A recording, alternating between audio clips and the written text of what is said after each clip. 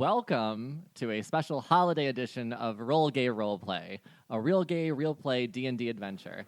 I am Chris the DM. I'm the gift that you didn't really ask for. I'm Tisha. I play Benny. Hi, I'm the Chris to your Kringle, Jonathan, and I play Eve. I'm Mark. I play Benny, and I'm the gift that you get that you need that you never knew. Oh, that was adorable, Benny. I like that you're playing Benny now. Cool. Wait, did I say Benny? Oh, shit, there we go. Oh, there my God. I thought that was your joke. I was in for it. Well, we're keeping No, it. we're keeping it now. We're keeping it. That was way too good.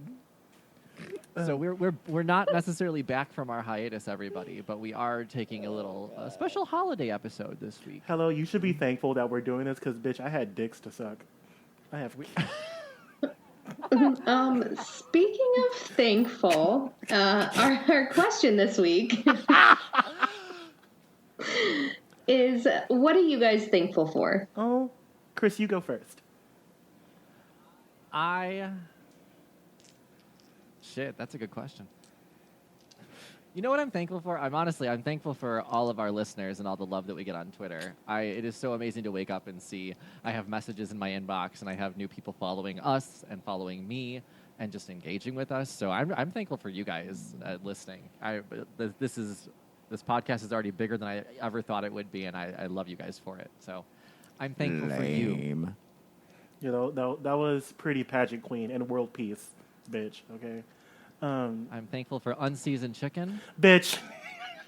And I'm thankful for a video of Jonathan playing Jenga. Oh my God. Jumanji. She said Jumanji. You guys were too cute. That was our drunken life in video form. Yeah, I'm sorry. Jonathan Washington, I am thankful for my family and my friends. And the fact that I'm 29 years old with a salary job and I can travel because I have the money to do it. So, yeah, that's what I'm thankful for. That's awesome. That is. Mark.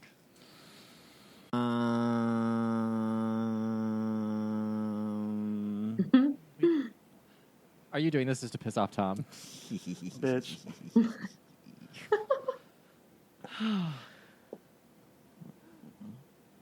I am thankful for a loving husband that takes care of me. Actually, that was really cute. Aww. Thank you, honey. Now, yeah, was that... Was. No, you could say something about a podcast. I was going to say, are you being shady too? Because... Are you? Bitch. Bitch, whatever. You know what? I should be thankful for you because this podcast really wouldn't have been put together without you. I wouldn't have all the setup and all the tools that I needed. Wow, must you. be nice having a supportive significant other. I don't know this.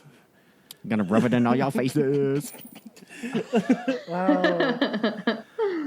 This must be what white privilege is. Okay.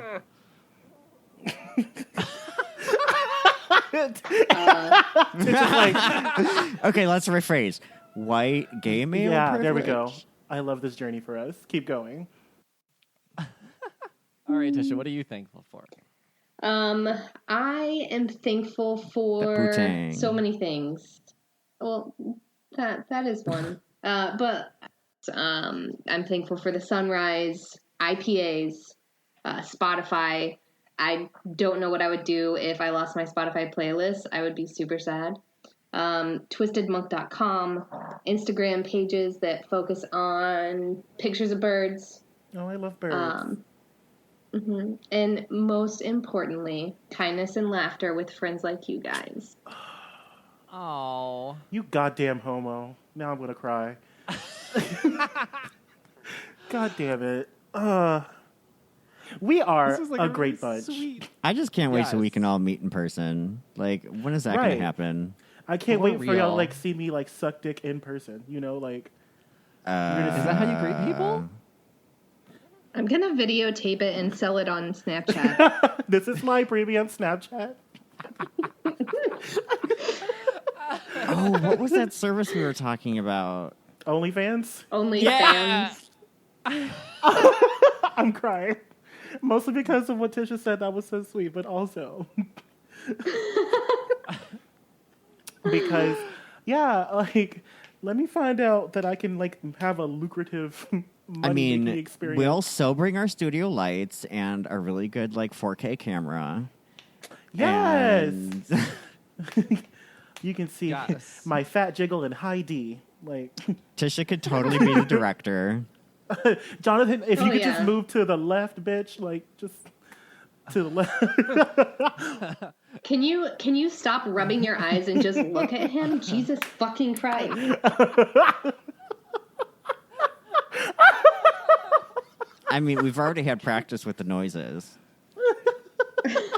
So many noises. I just feel so free when I'm with you guys. You know, so- the audio track can be free, but you got to pay for the video. Yeah. Wait, no, because my That's voice is good. sexy. No, you can pay for that too. Well, they'll hear your sexy voice and it's amazing. Like, oh my God, I'm getting this for free. What does this man look like? I want to see yeah, him. and then we'll charge him double. That is- Yeah. Yeah. Mhm. So, a subscription to my OnlyFans is $22.95 Per minute. per minute. Oh God, it's expensive. I mean, Bill Gates could afford it. But Is I that don't your think target? Bill Gates is gay. No, my target is not male or female. My target is money. So, Yo, I heard that. That's very fair. sorry. Like Chris said last time, this is a D&D podcast. Surprise. Plot twist. Oh shit. Yes, it is. And we just couldn't wait until next year to give you guys another episode because we couldn't wait that long to play. Anyway. I just want you guys to hear my voice. Oh, I'm Okay, sweating. Let's start this Shit. holiday episode. Let's put the Christ back in Christmas. Oh, no. We'll see. All right. I spent some time writing this. We'll see how this goes. Welcome to the Yulemas disaster.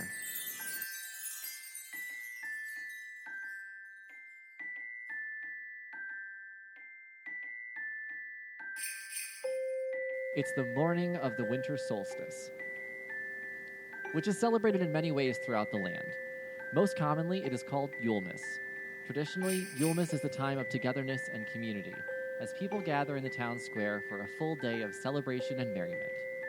Early in the day, children congregate to share gifts that Kringle has left, while adults harmoniously work together to prepare the food and set up a roaring fire in the center of town for the grand feast that evening. The feast is full of stuffed birds, buttered squashes, leafy greens, rich desserts, and potent spirits. The warmth of boisterous laughter and shared love is felt by all on this day, honoring the rebirth of the sun and memories of joy from the soon-ending year. Snow has begun to fall as Eve, Benny, and Hogum see a town up ahead. The first town on the map that Loxif gave you that confirmed the sighting of the prisoner caravan. A tinsel-lined archway with the words, Oars Rest, can be seen as you approach. The Yulemas decorations of this picturesque town bring up fond memories of Yulemas' past. You expect the sounds of playing children and ruckus enjoyment, but instead hear wails of sadness and confusion. The scenic town is decorated for celebration, but all you feel is dread and sorrow in the air. You see the townspeople gathered in the center, but not a smile in sight. Many are talking near the fountain in the square, while others are consoling crying children. A portly, gnomish man with a handlebar mustache and a top hat calls for everyone's attention as you approach. Everyone, please, everyone! While I am just as bewildered by Kringle's absence as you are, we still have a celebration to prepare for. This will not halt our festivities, so please go about your normal Yulemas duties. I will do everything in my power to bring Yulemas to the boys and girls of Oars Rest. Yulemas is about togetherness, and at least we have that still. Do not despair. Yulemas is not cancelled. We will forge on. The townspeople disperse, and the stout gnome turns his back, puts his hands behind him, and stares off into the fountain.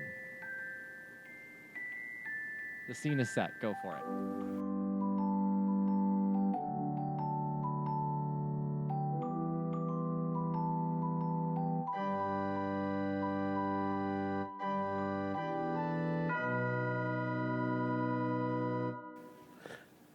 My dear sir, what is this town looks absolutely beautiful, and why do I see so many sad faces on such a fantastic day? Oh, visitors, hello. Well, as unfortunately, Kringle has not visited us this year. Gasp. There have been no gifts left for the children, no sights or sounds from him whatsoever. I've even checked with a neighboring town, and there's been no sight of Kringle at all. Have you tried the Mean Girls dance? You're doing amazing, sweetie. I have not, but I'm willing to try anything at this point. So many crying children. Oh, okay. It's pretty easy. You just need 1, 2, 3, 4 girls.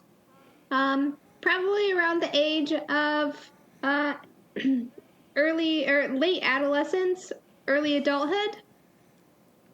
Do they need to be smiling? I don't know if I can get a smile out of these fine children, but... No, they're usually pretty bitchy. Oh. Yeah, they maybe one person doesn't have to wait. One person has to smile, and the rest they don't have to smile. It would be fine if they didn't. Well, maybe if you lead the way, I'm sure we can come up with something. Go ahead, grab some girls. This is happening. I didn't expect this. You led the charge. I'm rolling with you. Oh no. What have we done? My dear sir, before we begin the festivities, the sacred ritual of the girls' mean, I do declare, what is your name, sir? I'm Mayor Dambart. That is a peculiar name. Well, my dear friend, I am Saint Eve of Laurent, the founder and first protector of the Church of Yonsei. And then here are my two friends over here. Hogum! Okay. So that clearly is Hogum. I think that's all he knows how to say right now. He was dropped on his head as a child. And this over here, if you could please explain who you are, madam. Hi, I'm Betty. Well, nice to make all your acquaintances. I'm sorry our town isn't welcoming you with our normal cheery selves. I mean, Rough morning. it's just, this whole situation just looks very much so, reminds me of a book that I used to read in my childhood. Do you happen to know maybe if there's someone out here that doesn't really like Christmas? Yulemas. Maybe they are against the festivities that you had planned for this day. I can't imagine anybody being against Yulemas. It's the best day of the year. And okay. My concern is no one's seen Kringle at all. Not a reindeer in sight. I'm concerned he might be stuck, or maybe he's just not coming.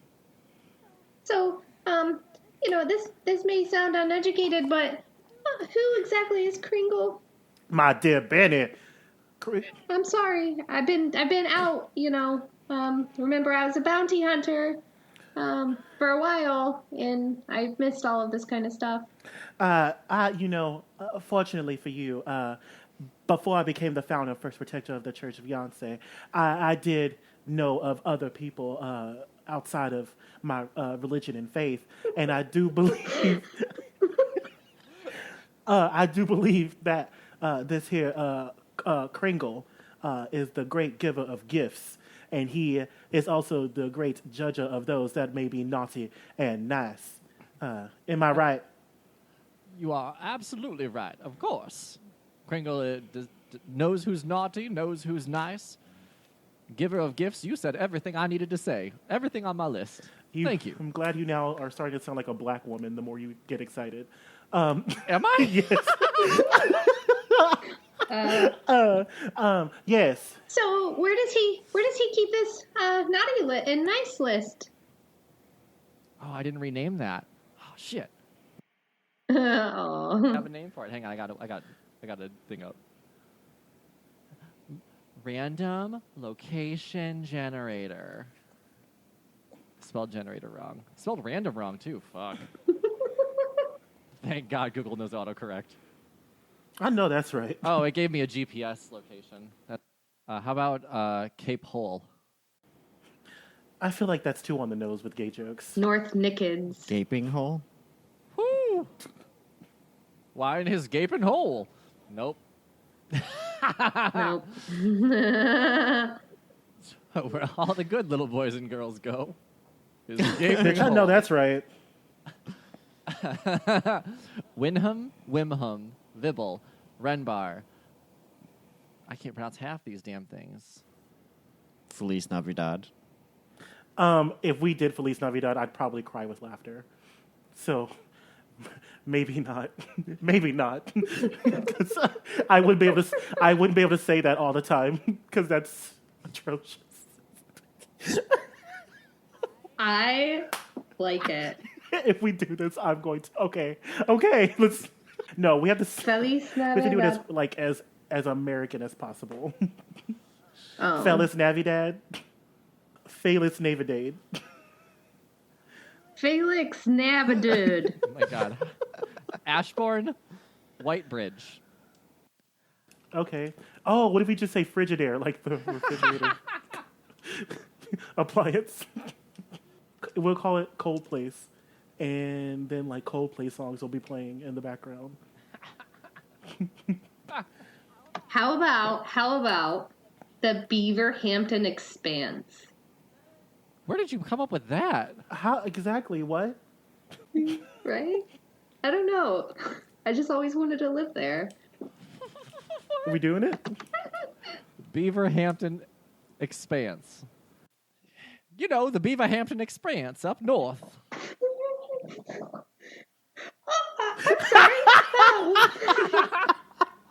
What was that sound?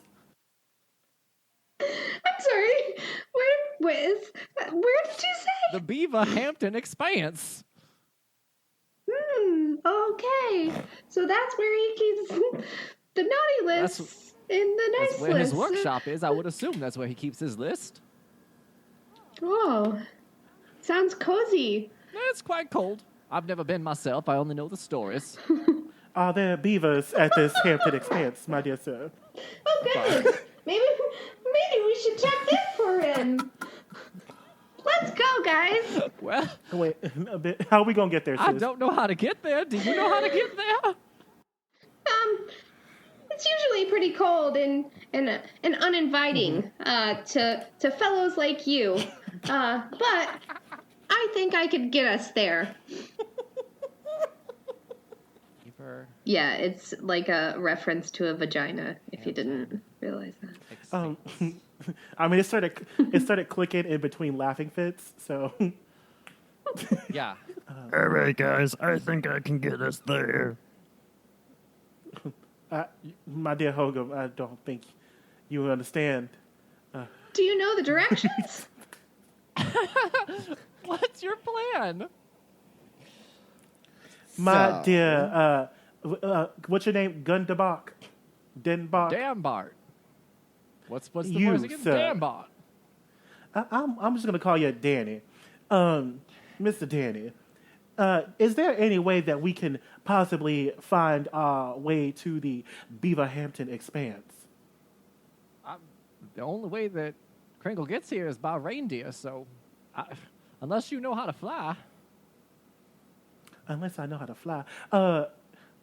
Well, my dear friend, and then Angelica comes out of nowhere, and Angelica is no longer a dog, but Angelica is a, tell me if this is okay, because you have to, like, say it's okay. Angelica is now a flying horse, a Pegasus. Who's Angelica again? My steed. Is Pegasus one It's of the a things sol- you get to pick? Yeah, it says as long as the DM says it's okay. Okay, so while Eve is talking to what's his face, Hogum is going to whisper into Benny's ear about the ring that he had just recently attuned. Hey, Benny. Okay. We could use Yeah. the ring. Oh, yeah. Oh, we still haven't told Eve about it, though. How are we gonna... I do want to kind of play prank on him, though. So I don't know if that's in your best interest, boy. You can't hear this. I can. No but metagaming. I will fight you. Okay, I'm totally down to let you play with this ring because you've attuned as your ring. But understand, this is a place that you do not know, so you have to roll an extremely high roll in order to land where you want to land. As long as we get close enough. I mean, above 53 will get you close enough, but you got to get like an What is he gonna roll, a D100? a percentile and a D10.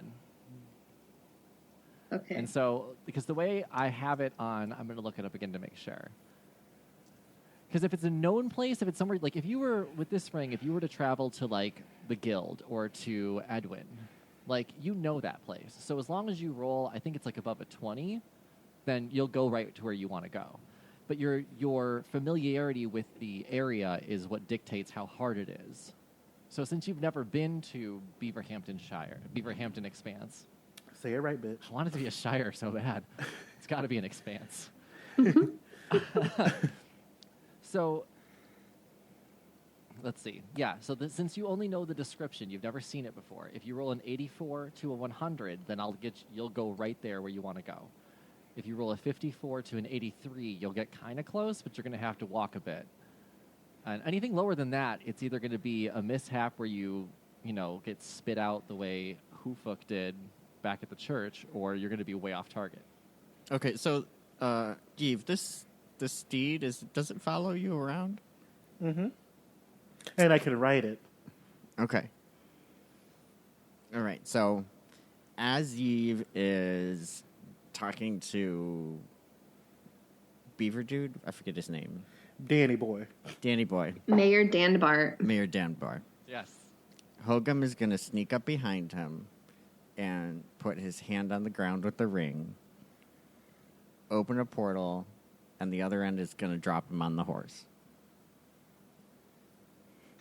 If you have me hurt my trusty steed, I'm going to fight you. We will throw hands, Hogum. No, Okay. it's just like a Just gentle, right. like right above. Okay. So Like 1 inch above the horse would be fine. okay, yeah, right? and you know what? I don't even think you have to roll for that. It's something that you see right in front of you. So even a mishap would just throw Eve. No, still roll for me because a mishap will throw Eve on the ground next to it. And that's where you're going to roll for initiative. So roll roll a d10 and a percentile die and add them together. And for this roll, the percentile double zeros means 0. The 10 die 0 means 10. Okay. Really? Yeah, You because just fried him. if the two zeros were to equal 100, then you could never roll a 1, and you could roll like 109. And that's not what we want. We want between 1 and 100. Oh, okay, that makes sense. I get it. And remember, you only get 5 charges per day on this ring.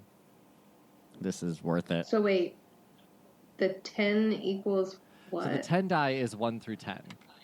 Like the 0 equals 10. But the double zeros Right. on the percentile die will mean 0. Oh, so you roll the the D10 first and then the Roll them at the percentile? same time if you want to. Like, rolling them twice, I got... But the D10 is the first number and the percentile is There's the the second. 10. No, reverse. The percentile is the first number. So if you get a 10, you get 100? So I'm not if you understanding. were to roll a 90 on the percentile and a 0 on the 10-sided die, that's 100. Because it's 90 plus 10. Okay. I gotcha. Okay. Cool. Sorry. What did you get, Mark? 93. Wow, you can put Eve wherever you want. So right on the horse, Yeah. Eve gets talking to Danbart, trying to talking about his trusty steed, drops to the ground and ends up landing on the horse, basically folding over it. Yeah. And Hogum just dies rolling on the ground laughing. Oh, and Benny goes, "Oh, hey, it looks like we got the ring to work, huh? That's really neat, huh, Eve? Yay!" Wait a second. What? How? Hey, the portal ring. I think we got it to work. I don't know how, but You mean- look, you're on your horse, and it's working. Isn't that awesome? Do you mean the portal ring that I worked hard for this group to get? Yes, we got it to work. And who did we give it to? As a team. I don't think you worked very hard for this. Bitch, we wouldn't have had the portal ring at all if I didn't ask for it. That's so true. Yeah, Eve, you did work so hard for our team and our little family to have this portal ring, and now we got it working. Give me the ring. It takes all kinds. Give me the ring. And we're family. So- Like that. What do you mean it does not work like that, sir? Please explain. It's attuned to me. What does attune mean, only. Hogum?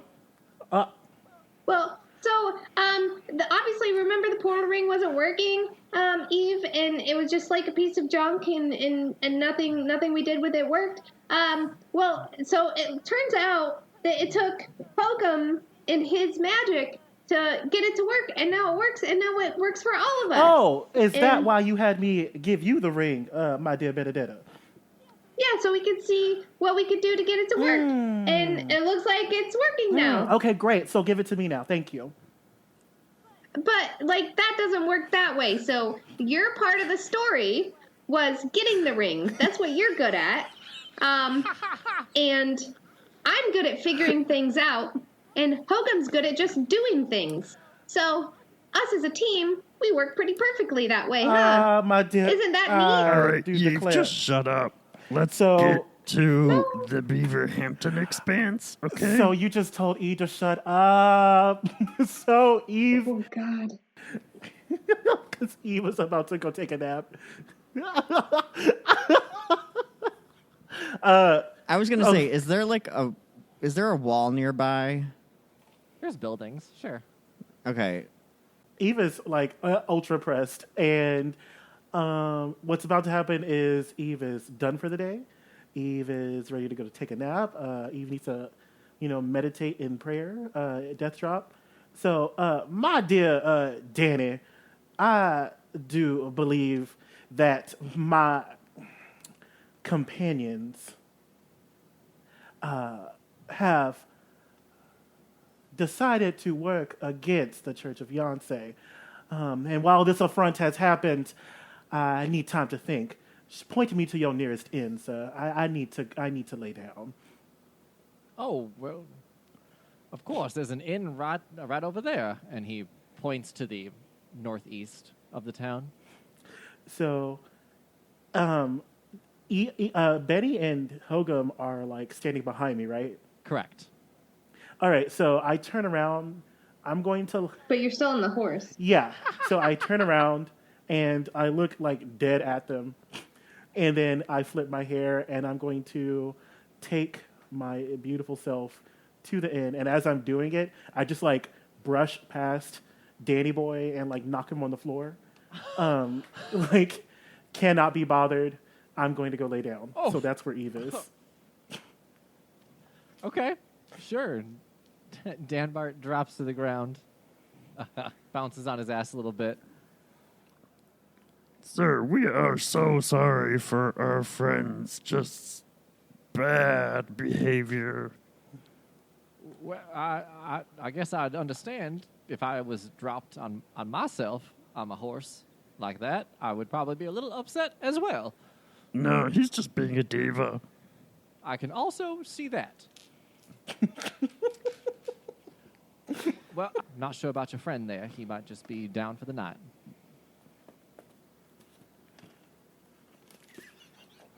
I don't know what you want him to do. Shit. Right. God. Benny, I don't know how I'm going to do this, but Benny would probably try to go after Eve and try to, I guess, get this situation eased a little bit. Would Hogan be joining you for this, or would it just be Benny doing this? I think Benny would not bring Hogum for this. I'll stand outside wherever she's going. Okay. All right. So, Eve, you're at the inn. There's no innkeeper there at the moment because they're outside. I just go into a room. I would assume you would have anyway. I just go into a room, yeah. Eve's just checking all the doors. Locked. Not locked. Eve's room now. I have to figure out how she's going to do this or what she would do. All right, so did Benny see Eve go into the room, or did she have to figure out where Eve is? I'm pretty sure you could hear the pouting from wherever. Yeah, I was going to say there's going to be some noise. All right. Doors slamming, stomping feet. So Benny will slowly open the door and say, "Hey, Eve." Eve is not here right now. May I leave a message? Yeah, you can take a message. So I just want Eve to know that the call is now dropped. Thank you. Goodbye.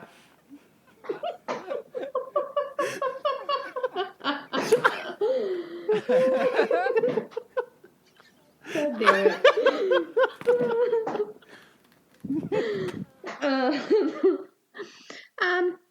Well, I guess I'll just keep talking even if it's not recording. So I just want Eve to know that I care about him a lot, and that he's a very important member of this team, and I don't think that we would have gotten nearly as far without him, and his wisdom and guidance and good looks and just overall amazingness. I appreciate every part of Eve, and, well, sometimes Eve may not get along well with others, or others may not get along well with Eve. I get along with everyone, thank you. So sometimes others may not get along well with Eve, but obviously Eve gets along well with everybody. That doesn't mean that he isn't appreciated and that he isn't loved. And it takes all kinds of paltry trash, yes, but it does take all kinds.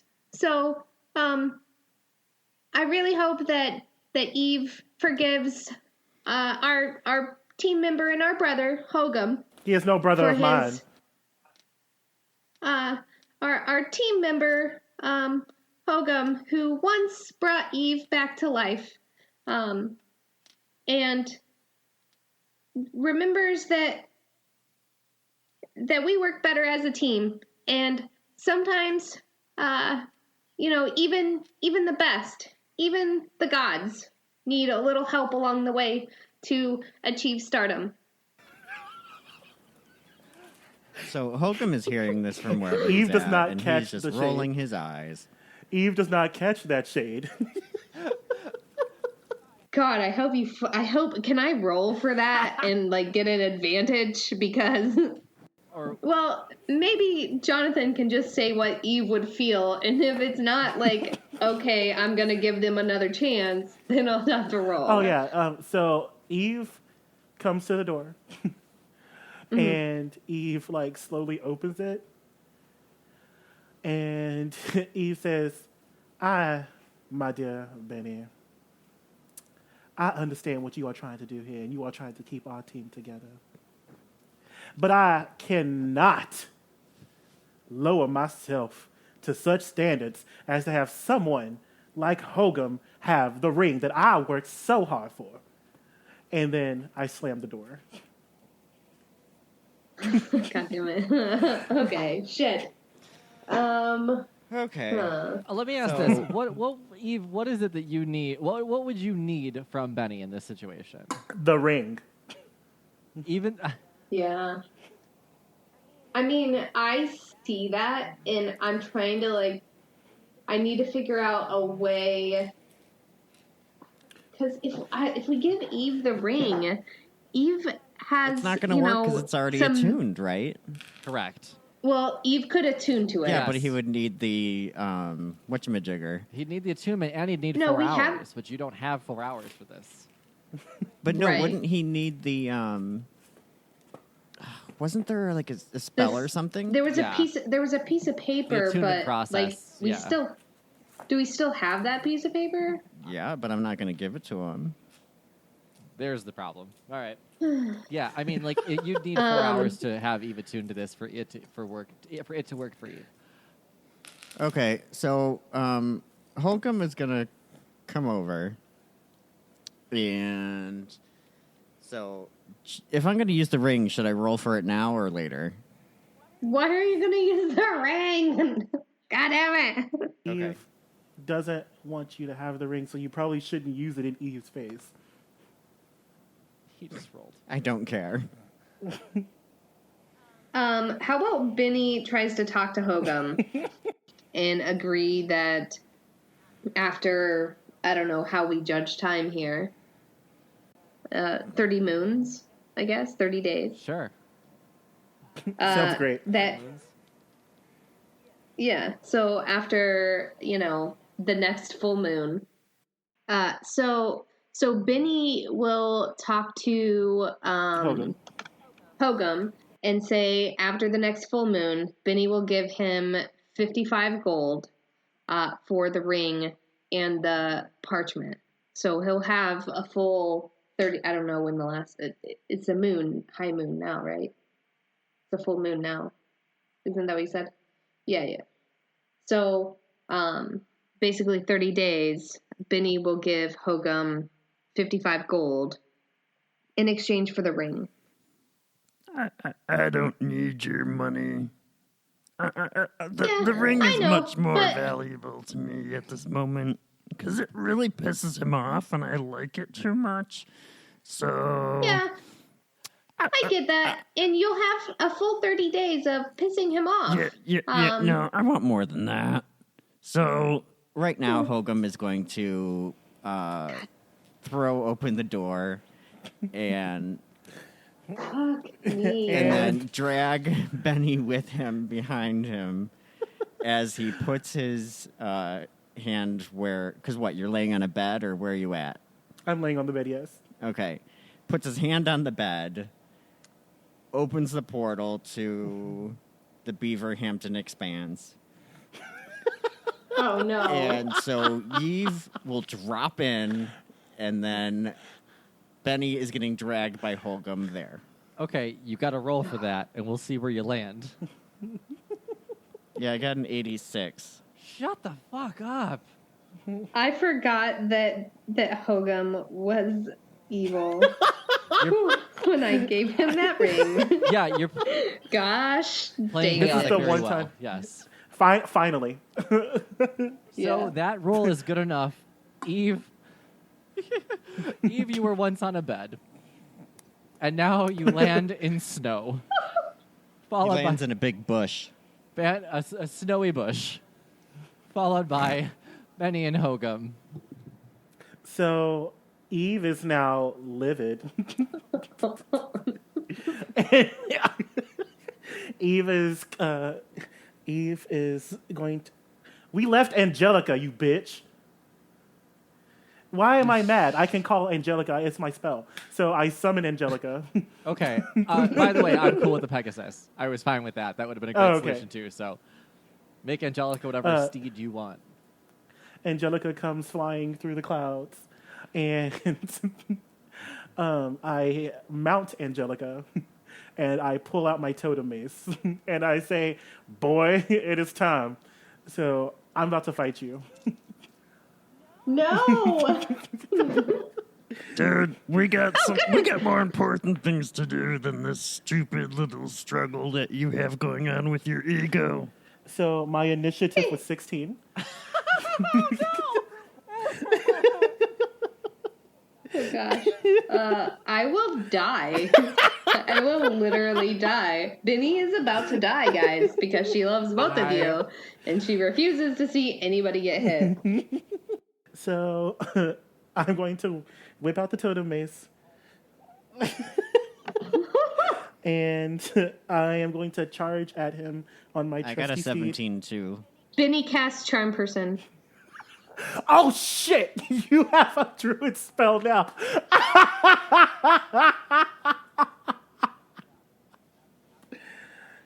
What do I need to roll? Goodness. Do I need to... Wisdom save. Oh, you know what? Maybe... Yes, and you have a -1 in wisdom, right? I do have... No, I have a +6 in wisdom. Oh, It's my fuck intelligence me. that's trash. Yeah, it shows. But also, Eve has advantage against being charmed. Yeah. Really? Mm-hmm. Yeah, he does. I don't mean to play by the rules like that, but yeah, he does. All right, fine. Benny also casts Fog Cloud. Okay.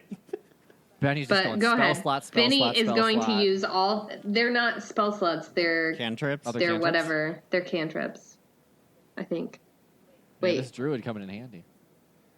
I don't think that Charm Person... Is Charm Person... wait. It's first level. I That's think. a spell slot then. Okay. Yeah, I don't So- understand the spells. So you only yet. get 2 spell slots, Okay, I gotcha. which means you can cast 2 spells per long rest. You can take back the charm person if you want Can to. I? You can start that over. Okay. I mean, this isn't going to be great either, but entangle. It's a strength saving throw. Oh, and Strength is my highest thing, I think. Or is my second highest. Is it your highest saving throw, though? My saving throw is +4, so hold on. But so your charisma saving throw is like +11 or some stupid shit. It's 9. Yeah. You have to save. So you have to hit a 13. Okay, I got an 11. What? With your plus? Yeah. Yeah. Yes. Okay. Grasping weeds and vines. Yes, yes, yes. Holy shit, Benny. So... Grasping weeds and vines spout from the ground in a 20-foot square, starting from a point within range. So Hogum needs to roll as well. For the duration, these plants turn the ground area into difficult terrain. A creature in the area when you cast a spell must succeed on a strength saving throw or be restrained by the entangling plants until the spell ends. A creature restrained by the plants can use its action to make a strength check against your spell, save on DC. A success, it frees itself. Strength is 3, so... Hey, Benny, take some inspiration. Yeah, Thank you. no, that was brilliant. Because I don't think anyone had an idea on how this was going to stop, and you did a beautiful job. Now everybody has inspiration. Yes. Nice. Huh? Wait, what has Hogum done to get inspiration? I think Hogan was the first one to get it. Oh, okay. A long time ago. Oh, he just hasn't used it. Oh, okay. So I have no idea what we're talking about. Shocking. You need a strength. Your strength saving throw is +6, Mark. What? You need to roll a strength saving throw. Oh, saving throws. Oh, I was reading the wrong section. Yeah, roll Yeah. a d20 and then add +6 to it. 21. Damn. All right. So you are not restrained. But Eve, I skip out of that shit. So Eve restrained, still angry. And about to start casting spells too, because we can do that. When you're restrained? I mean, We're going to look that up. you better, because it's about to go down. A restrained creature. Speed becomes 0. Attack rolls against creatures. Attack rolls against you have advantage. You have disadvantage on dexterity saving throws. And every attack and spell roll has a disadvantage. Oh, okay, but if I'm not doing a spell roll, it's because what I'm about to do does not require a roll. Wait. Okay. Yes. Then yes, you can still cast a spell. Okay. Is there anything you want to say, Benny, to try and stop that? Yes. Because you got him restrained So at least. Yes. I open my mouth, and Betty's like, wait. Benny makes one of the vines go into his mouth. And then Eve moans. Yeah, I was just about to say. And so now, like,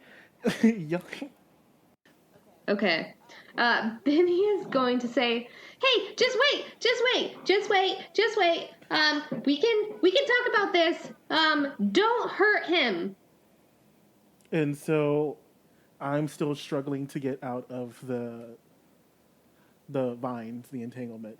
I'm also bewildered because who the fuck has these powers? Hey, Benny, roll persuasion on that, just to see where it goes. Okay. Ooh, gross. I rolled a 5. Oh, but I have 10 for persuasion. 15. Okay. And do I need to roll anything against that? Or no? Nah, I think that maybe at least paused you for a second, but I don't think you're convinced. I'm not. Let's call it a pause. Gosh, dang it. And Hogum and Benny. No, just Benny. No, actually just Hogum. Fog cloud. Hogum, roll me a perception check. Benny's focused on casting spells. Eve's focused on Hogum. Hogum, give me a perception. This would make sense.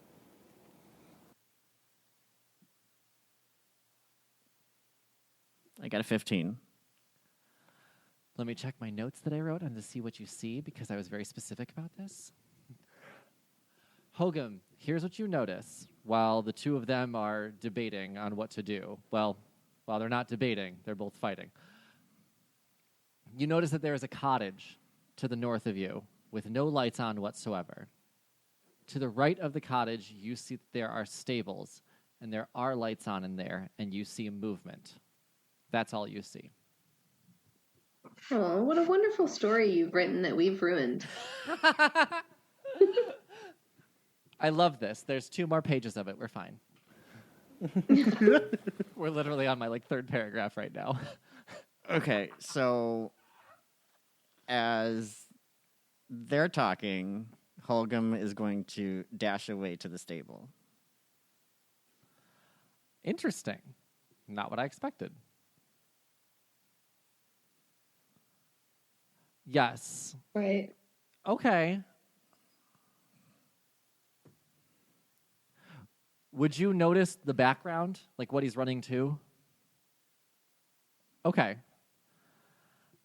Hogum, as you approach then, Eve and Benny can continue your little banter back and forth. Eve's struggling to get out. In a second, I'll let you roll a saving throw, Eve, to see if you can get out of it. But as you start to dash towards the stables, Hogum, you hear, "Hey, psst, psst, psst. Hey, come over here. Come here. Hey, you. Hey." Who's there? Oh, it's me. And an antlered animal, a reindeer, stands at the stable gates. And he says, Yo, what's up? "Hey, I ain't seen you around here before. What are you doing here? What's going on?" Yeah, we're just kind of travelers passing through. I mean, we're trying to save the holiday because Kringle is MIA. Oh, yeah, we're Kringle. trying to bring some happiness to the world. Yeah, we were supposed to take off a while ago, but Kringle's a little preoccupied. He's probably just gonna be a little late. He's fine. I mean, Oh, you guys know him? yeah, I'm one of his reindeer. I'm one of the people that fly him to his destinations. When was the last time you saw him? Yeah, I saw him yesterday. Normally the day of the big day, we don't really see him until it's time to take off. But he's probably he's a little preoccupied. Hey, Did he look bothered or worried about anything? I mean, I ain't seen them today, but I know he's got a little company right now. That's all. Oh, well, how far away would you think he's supposed to be right now? Oh, Kringle ain't far. I mean, he's gonna be right here. But how about you want to play a little game? Oh, is that the drinking game? It's not a drinking game unless you're drinking during it. Yeah, I'm down for that. You got some buckets? I got a bucket, but you're gonna have to fill it up. Oh. Hey, Eve, roll your saving throw. All right. It's strength, right? 14. What does he need to beat, Benny? A 13. A 13. Eve breaks free. I want to break free. So I broke free, right? Yes, you broke free. Benny and And Eve, I'm flying. tell me what you're doing.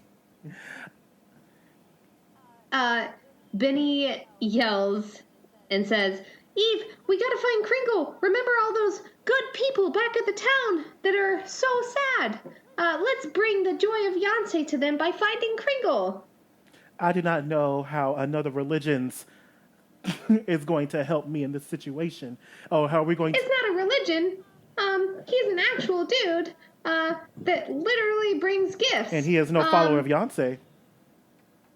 Well, but those are people, and maybe if we make them happy enough, we can get them to follow Yonsei. We can show them the halo. So Eve relaxes and says, Jesus Christ, what is this going to do to fucking confuse? Eve relaxes and says, there is only one calling that is greater than my revenge against that mongrel, and it is the word of our Yonsei. Oh, yeah, absolutely.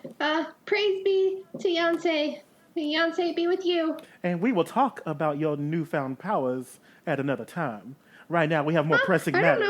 I don't know what you mean. This is a weird place. It's like bushy and sometimes, scraggly and things get in your mouth. I don't know. Funny, neat. Be not. Oh, actually. So anyway, I'm sorry. So I look at Benny and I just flip my hair while I'm on my Angelica, and I'm going to start walking towards Hogum, and I'm putting away my totem mace.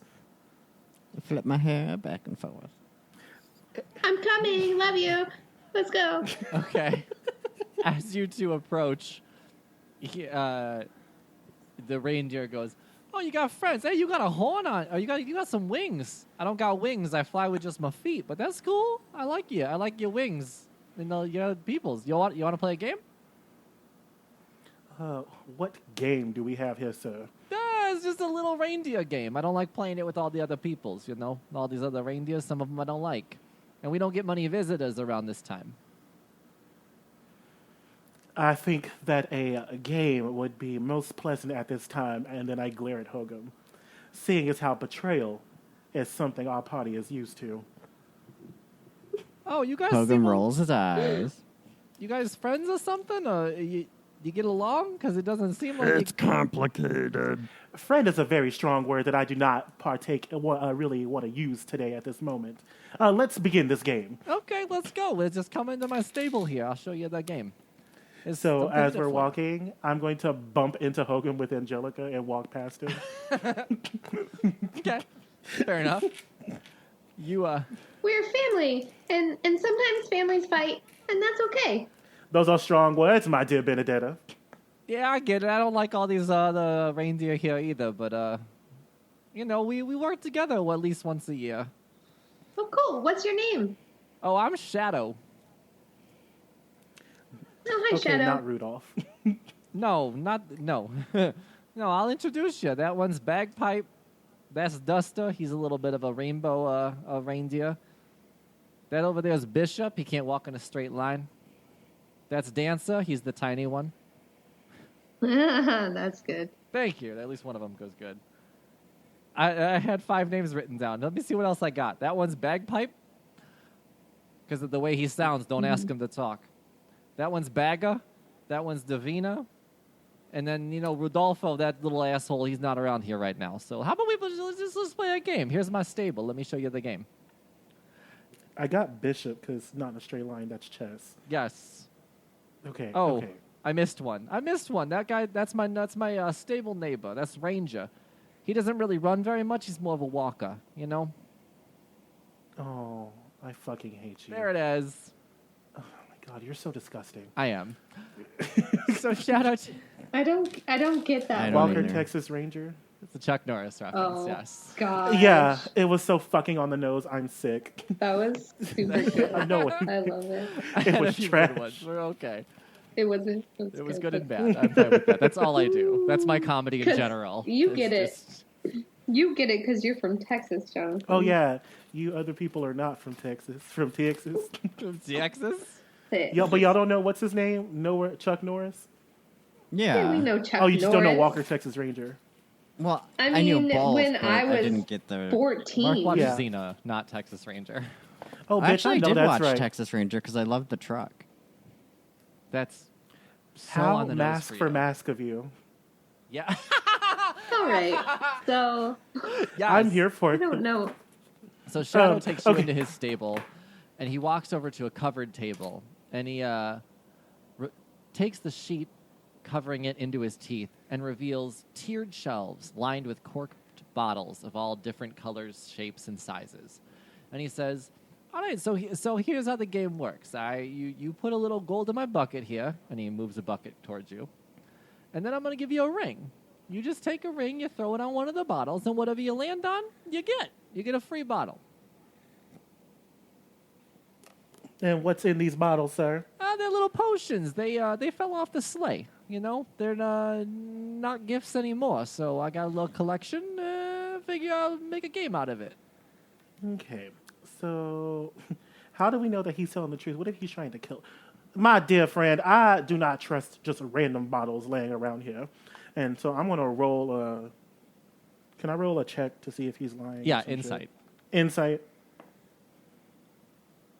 Oh, bitch, yes. That is fabulous. 17. You believe they are potions. You don't necessarily believe they fell off the sleigh. My friend, where did these potions really come from? Hey, sometimes we make a little extra. That's all.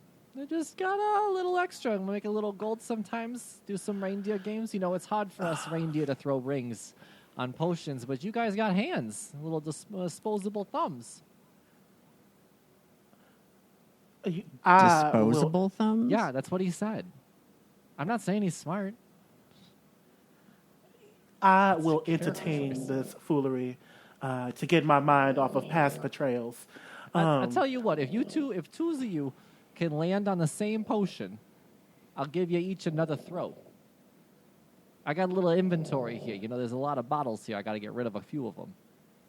But just go ahead and put a little gold in the bucket, and then I can give you some rings. Is someone sleeping? Oh, can you hear that? That's my dog. Yes. Oh, I thought it was my thought that was stomach. my That's stomach. adorable. Oh, I'm sorry. Oh. Oh, No, keep it. Hold That's on. Let me adorable. send you a picture real quick. Oh, gosh. We had to check if Mark was sleeping. yeah. I thought it was Mark, but I was like, no, Mark just talked. So I'm gonna. My dear Xanadu, can you please give me one of your rings Yeah, so you that I just may gotta throw put it a little upon one gold of in these that bottles? bucket there. All right, give me one of your rings, sir. How much gold you put in there? Uh, I can't count. I'm a reindeer. How much gold you put in there? I put in 1 gold, sir. Okay, that's fine. That's how you feel about reindeer. Okay. Well, you, sir, were untruthful about how these potions came into your possession. I should have you arrested and taken to the proper authorities, but I will not. Oh, that's so kind of you. Yeah, let me give you a ring then. Here you go. And so the way this works for us as players, you're going to roll either a D100 or a D10 and a percentile die, and then add them up. Same way as the teleportation ring works, right? And so I have many, many, many different types of potions, depending on what you roll. Okay. So I have my... So, and then what do we do with the potions? Are we supposed to drink No, they're them? yours to have in your inventory. These potions are things Like, do we find out what they do, though? Yeah, once you land on it, I can tell you what you got. Absolutely. Okay. Yes, it's not just going to be random potions you have to decide whether to drink or not. No, I'll tell you what you're going to land on. This is really just more of a free game for you guys to get something free for fun. And I got a go ahead. What'd you get? 33. 33. That's a good one. Okay. That's you wouldn't say 33. Why would he answer that? Oh, look, that's a good potion. Hang on, I'm going to leave it there. That's your potion. Let's see what you guys want to play too? You got to put a little gold in the bucket. Oh, A little okay. gold in the bucket. Benny Put a little just gold in the bucket. a little gold in the bucket. Yeah. Oh. Okay, so you want me to put a little gold in this bucket? Just a little, that bucket right there. Just a little gold in the All right. bucket. All right. Benny puts in 5 gold. Oh, that's good. Okay, here's a ring for you. Good luck.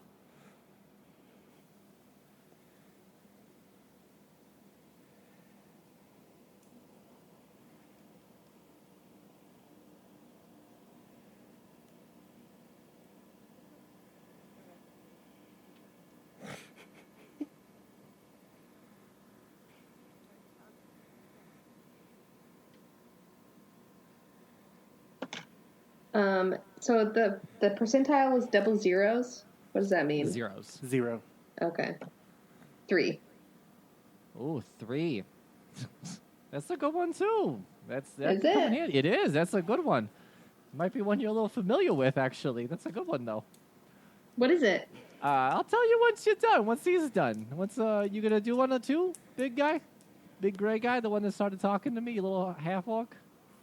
Yeah, you seem pretty cool, so I'm gonna give you 10 gold. Hey, we best friends. I like that. There you go. Here's the ring. Go ahead. Do your best. While he's rolling, Benny is going to try to take 5 gold out of the bucket. Give me stealth.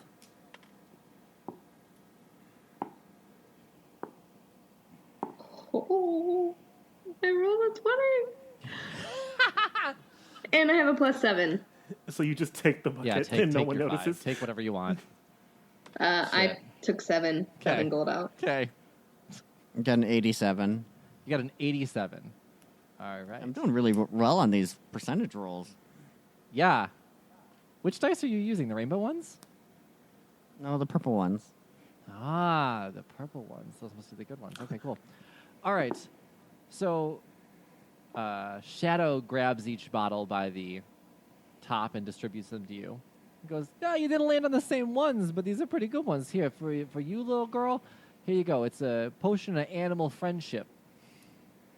Oh, nice. And let's see, for you on the little winged horse, you got it's a growth potion. Potion of growth.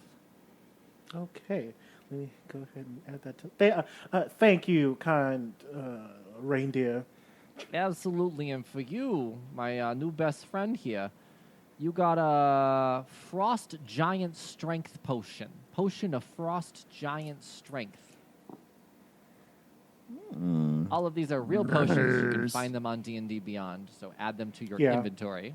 Hey, since you guys have played my little game, how about we have a little conversation about what's going on with Kringle, because he's taking a little bit too long, right? Right. Correct, my good sir. Can I play again? Sure, I you have want an to play extra again? 7 gold. Hey, Yeah. you want to give me 7 gold? I'll let you play again. Go ahead. Actually, I'll just put 5 in. Okay, that's fine. That gives me 10. You gave me 10 then, just like my other best friend. So now you're my best friend too. Yeah. All right, go ahead. Roll again for me. Okay. 2. What was the 25. name of that? 25. And he goes, oh, this is a good one. This is a potion of resistance. Oh, nice. Yeah, you got some good stuff helping me get rid of my inventory. I appreciate it. Playing a game with me. That's really nice of you. What was your question, Mark? I'm sorry. Never mind, I found it. Cool. Yeah, Frost Giant Strength. You got a real specific one. So Any potion of any resistance or just potion of resistance? I think it's just called Potion of Resistance. And we just got one. Yes, just one potion. So you use it smartly. Smartly? Wisely. Wisely. Use it smartly. That's what he would say. I'm still in this reindeer mindset. I can't think with words. I can't find it. The potion of resistance. It was in the... Sorry, I have potion of cold resistance, potion of fire resistance. Damn. maybe. I was in the Dungeon Master's Manual. Okay. And I thought it just said resistance, but maybe it was just not referring to a specific one. Take your pick. Whatever resistance you want to have. Cold. It's probably a really good idea since you're at Beaver's Hampton Expanse. Yeah. I heard it can get warm here sometimes, though, right? Not too often, but it does get warm sometimes. In about 6 months or so, it'll get a little warmer. Oh, nice. I'm excited for that. Yeah, it'll be nice.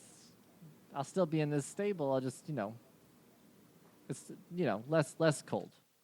Anyway, you want to talk about this Kringle. So here's the deal with Kringle, right? So you want the first visitors today, actually. We had another visitor earlier. A little goblin-looking dude. And he was poking around here, tiptoeing, trying to get into Kringle's house.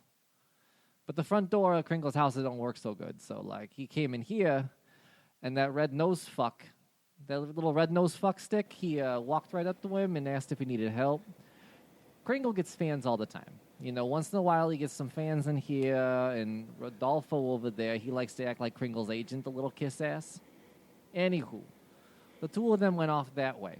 And Shadow motions his head towards the rear of the stables. And he says, that's the back entrance to Santa's... Oops, that's not his name. That's not his name. Kringle says, Kringle, damn it. Shadow says, that's the back entrance of Kringle's workshop. Just head that way and you should see what I mean. I'm sure Kringle's still over there with his fan. But you let him know that the 8 of us are ready to go while Dolfo's over there being an asshole, not being ready in line. So when he's done with his little groupie, we're good to take off. Do you want to come with us? Nah, I'm going to stay here. I don't want to get involved with So that I have whole this thing. potion of animal handling. You sure do. Son of a bitch. I also have friends. Let me look up those stats. Yeah, go ahead. All right, let me find this potion and read it. Potion of Animal Friendship. When you drink this potion, you can cast the Animal Friendship spell, save DC 13, for 1 hour at will. Oh. Ew, okay. gross. Agitating this muddy liquid brings little bits into view. It's not a pretty liquid, yeah. A fish scale, a hummingbird tongue. Oh, that's sad. A cat claw, or a squirrel hair. Huh, interesting. Cool. All right. Well, so Benny drinks it. Okay. It's a DC of what? 13. Let me get my... Yeah, no. Yeah, you got... Shadow's yours. Sweet. So good. For 1 hour. Shadow goes, yeah, I'll come with you. Why not? Let's go see what Kringle's up to. I'm even curious. Awesome. I'm so glad you changed your mind. Let's go. Yeah, me too. Let's go. Hey, you know what? There's some sleds over here. We could have a little fun going down this hill. Let's do it. So you walk over to the back entrance. As you approach the exit of the stables, you see that there's a downsloping hill. At the bottom, there's a large barn-like entrance with snowmen on either side and a flickering light coming from within. Atop the door, the sign reads workshop.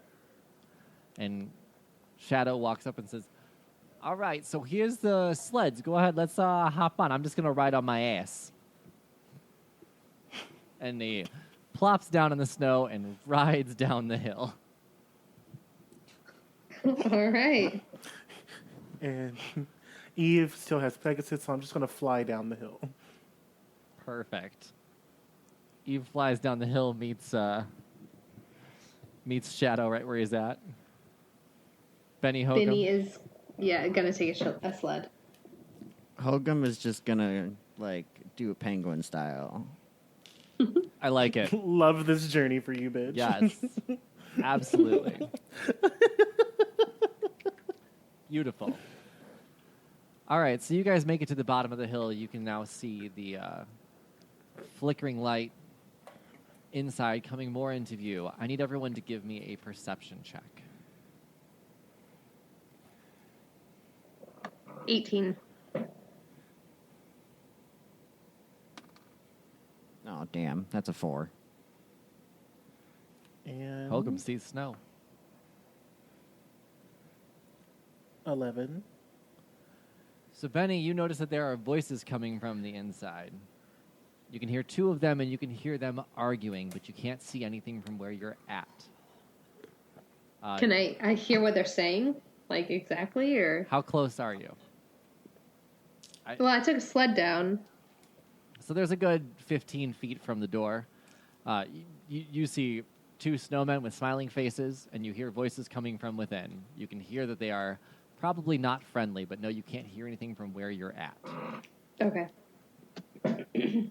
So approach however you'd like. Benny will stealth to the window to look in. All right, give me a stealth check. 14 plus 7, 21. Perfect. So here's what you can see inside. You can see that there is Kringle, who is a muscular, bearded man in a fluffy red vest and black boots. His bare arms, covered in thick white hair, are tied to a throne-like chair near the back of the room. There's just strong tinsel wrapped around his wrists, his ankles, his chest. To his left, you can see a reindeer struggling on the ground, also wrapped in tinsel.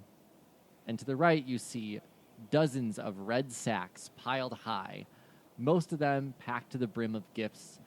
Some lay strewn about, unraveled, wrapping paper and toys being thrown from behind the pile. That's what you see from the window. What does the reindeer look like? He's on the ground. All the hooves are tied up, and he is not facing you. But he's moving. Okay, because I was gonna try to ask Shadow if he knew which one it was. I see. Yeah. No distinguishing features. Nothing that you can see, but you can presume that every other stable inside was accounted for. All the other reindeer were there except for Dolfo. Oh yeah, because everybody was ready. Exactly. Okay. And the guys that have him tied up, do I see what they look like? All you see is gifts and things being thrown from the red sack pile. So, I mean, I'll let those Jonathan and Mark do whatever they want to do, but Benny's gonna go back and tell him, hey, I'm gonna try to sneak in and see what I can see, but basically I see Kringle is tied up to a chair and it doesn't look pleasant. It looks like the reindeer that was missing is tied up as well. But I think something's going on in there, so I'm probably going to try to stealth inside to see a little bit more. You say that there's a person of ill intent inside this house? Yes, and I think that we should get a little bit more information before we go inside.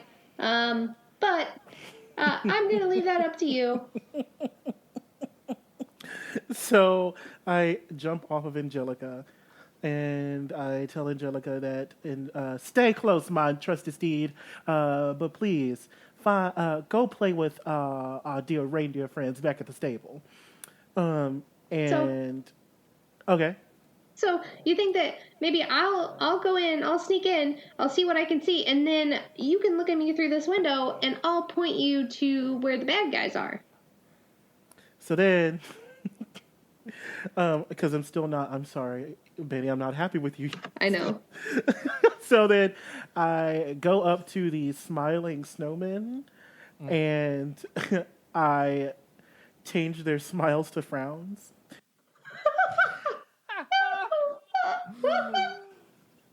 Okay. And I say, I will wait here until you give us a signal, Benny. Okay. Yeah, I'm just looking out for, trying to sacrifice myself for you. Okay, bye. And then Benny tries to stealth into the house. Because obviously they are currently throwing gifts around. Yes, there are people currently. Okay. There are gifts being thrown from behind the pile of red sacks. Okay, So I want to enter and go towards whatever way their back would be facing. Sure, that would make total sense. Hogum, what are you doing while we're doing this? Just want to make sure. Pulling up your enemies. So Hogum kind of wants to do a firebolt to those snowmen. Okay. Oh my god. But he's not. I was just saying, because Betty's not here to save you now, sis. Hogum is going to do a detect magic. On what? Why? Why not? There's no point. Oh. I mean, maybe the snowmen are magic. Yes, Hogan, waste a spell slot. Is that a spell slot? Oh, okay. Yeah, it is. A firebolt isn't, though. Do it, because you messed with the right one today, Mark. I mean, okay. So Benny's still standing there, and she says, "Oh, I can see that you kind of want to use firebolt. If you want to firebolt it towards the end of the house that we're looking in, that way I can sneak into the front of the house and have kind of advantage. That would be probably a good idea, right?" I guess that'll work. Bitch. What's the building? Is it a warehouse-style building or a cottage? It's the basement of the cottage. But because of So the way there's the a slope cottage is, on top of it, or no? Yeah, exactly. So the cottage is on top of a hill, but the house itself is built into the hill.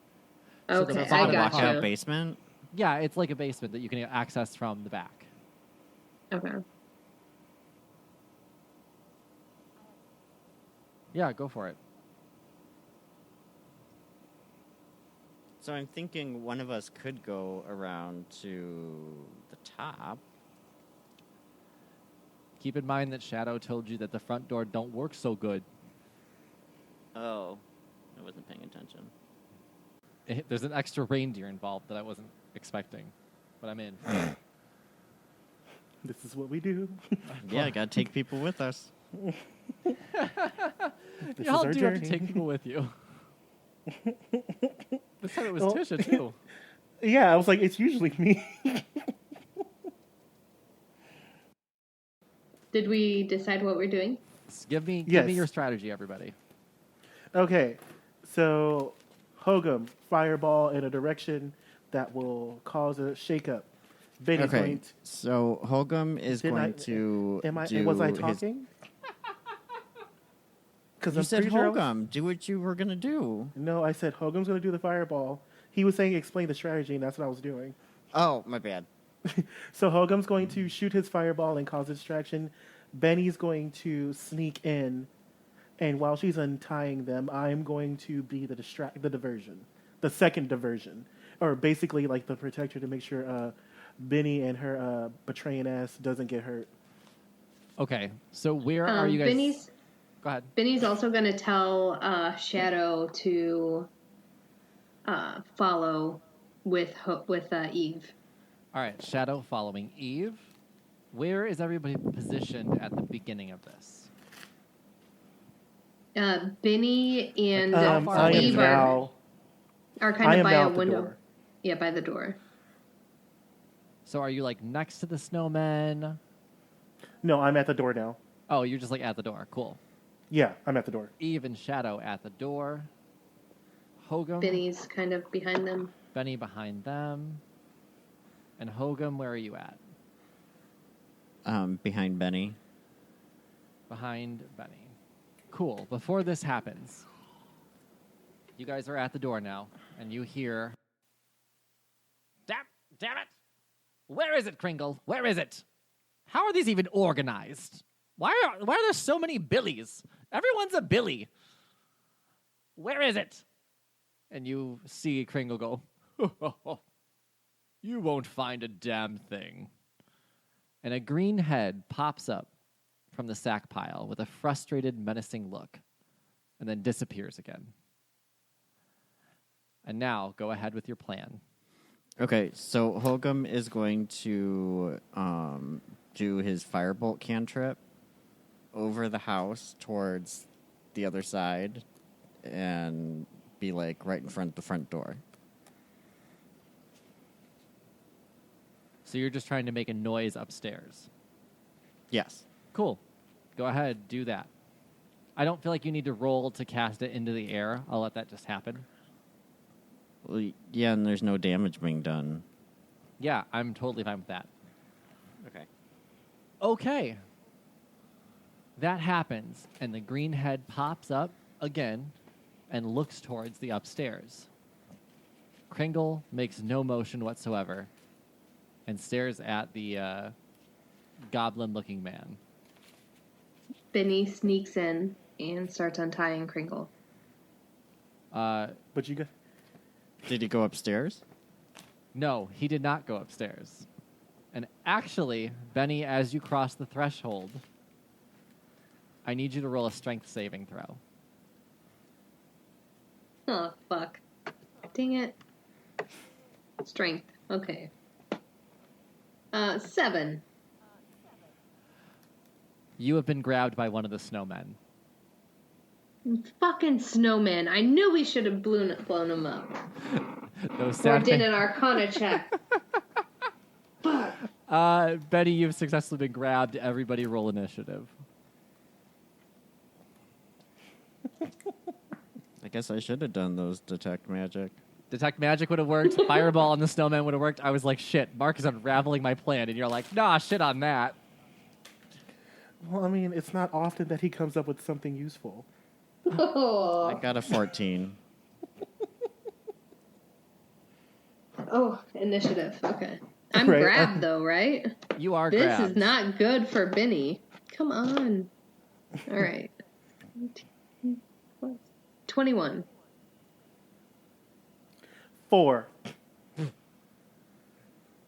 Oh, shit. Benny is gonna die. Oh, I gotta do shadow, too. Oh my god, Benny's so squishy. And he probably made these fucking snowmen hard as hell. Ugh. Benny, it is your turn first. You rolled high enough. What are these? They're snowmen? They are snowmen. Men being like the key word here.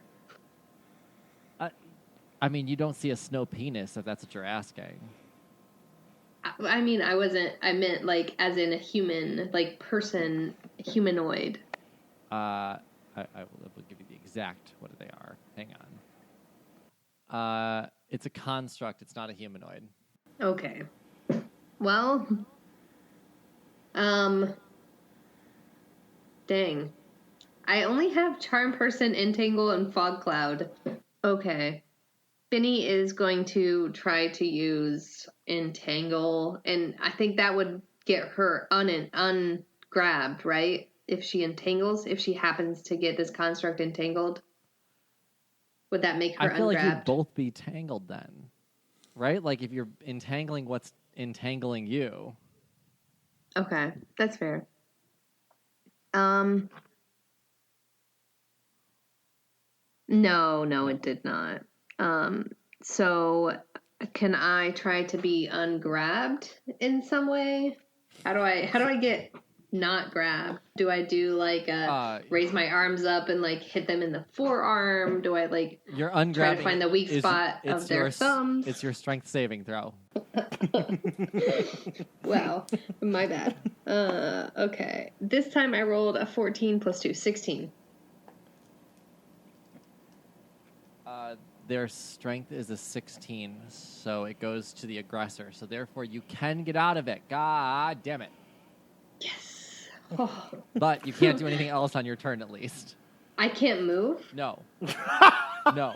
A saving throw is the last thing you can do on your turn. Oh, God. Benny yells, "Save me!"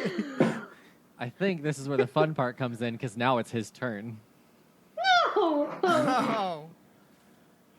Shit. I finally rolled something other than a 2 for my enemies. So yeah, okay. So my snowman buddy. I have to figure out how the fuck to zoom in because I'm an idiot and I can't read. I just want to read this.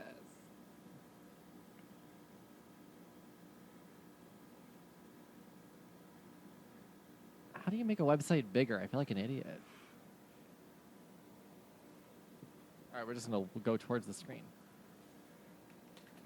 So my top hat snowman with a frowny face now. He's going to make a claw attack with his sticks on Benny. This is that's the only person he can see. And he rolled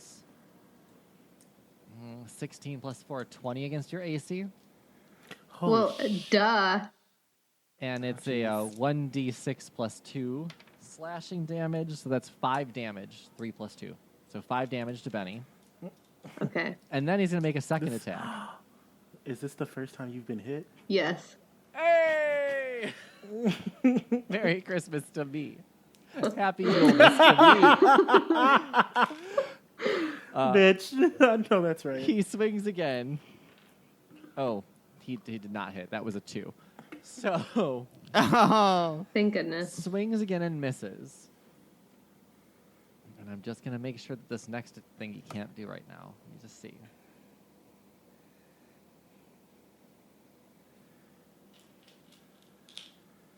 Yeah, he sure can. So he succeeded on his hit. Benny, I need you to give me a Constitution saving throw. Oh, that's my worst thing. 17. Nothing happens. Okay. And that snowman ends his turn.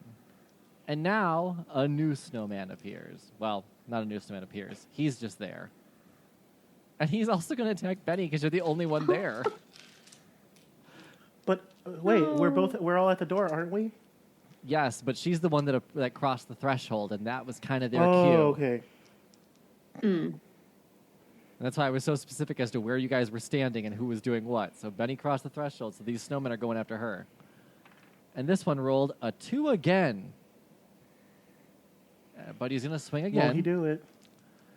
And this time he's going to roll 16 against your AC. That hits. 1d6 plus 2. That's 4 damage. And I need another Constitution saving throw. 12. Nothing happens. And now it is Hogam's turn. Y'all heard me scream, help. Okay. She did. She did scream help. So, which is the one that has multiple things? Is it Magic Missile? Magic Missile has 3 different. Yeah. So Hogum is going to cast Magic Missile on the snowman. Are you splitting the damage, or are you doing all on one? I'll do, well, there's 3 of them, so I'll do There's one. 2 snowmen. Yeah. Oh, there's 3 missiles. I'm sorry. I thought you meant there was 3 snowmen. No. Never mind. Keep going. Okay, so Hogum is going to do 2 to one snowman and then 1 to the other. Okay, roll me the damage. Okay, so it is. Let's see here. 1d4 plus 1.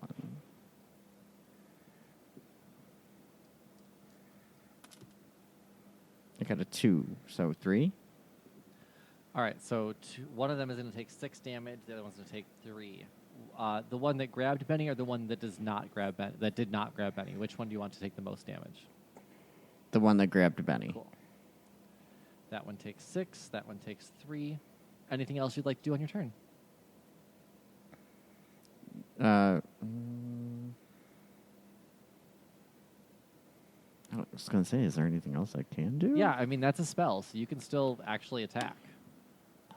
Oh, okay.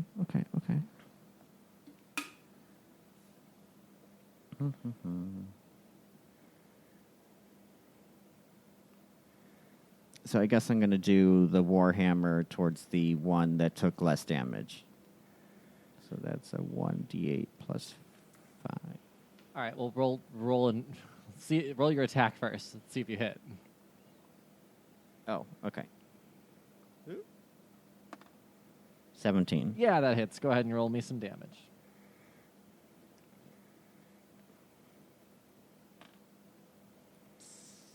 So 7 plus 5, 12. Damn. Okay. 12 damage to that snowman. I can't swing with my dice again. Okay. He pops up and exits, and he goes, "Oh, we have company.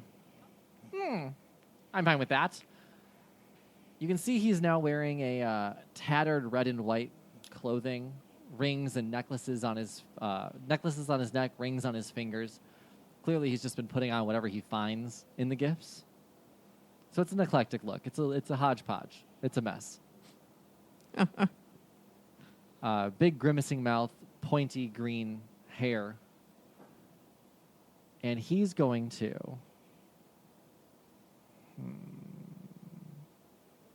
What's he going to do? I guess he's going to run up to Benny because she's the one inside. Dang. Just looking at all of his stuff that he can do, and it's all melee. Oh, geez. Guys, I could get some help. He runs up, and he's about 6'2", tear-shaped body, big belly, grimacing face, tiny, almost dog-like nose. And he says, "You, little fun one, aren't you?" Hi, yeah, I'm super fun. You want to play a game? "I do. It's called Bite." And he rolled a 24 against your AC. That hits. Oh, shit. It's a 2d6 plus 2. No, okay. 1, 3, so 6 damage. And then I need a Constitution saving throw. Mm.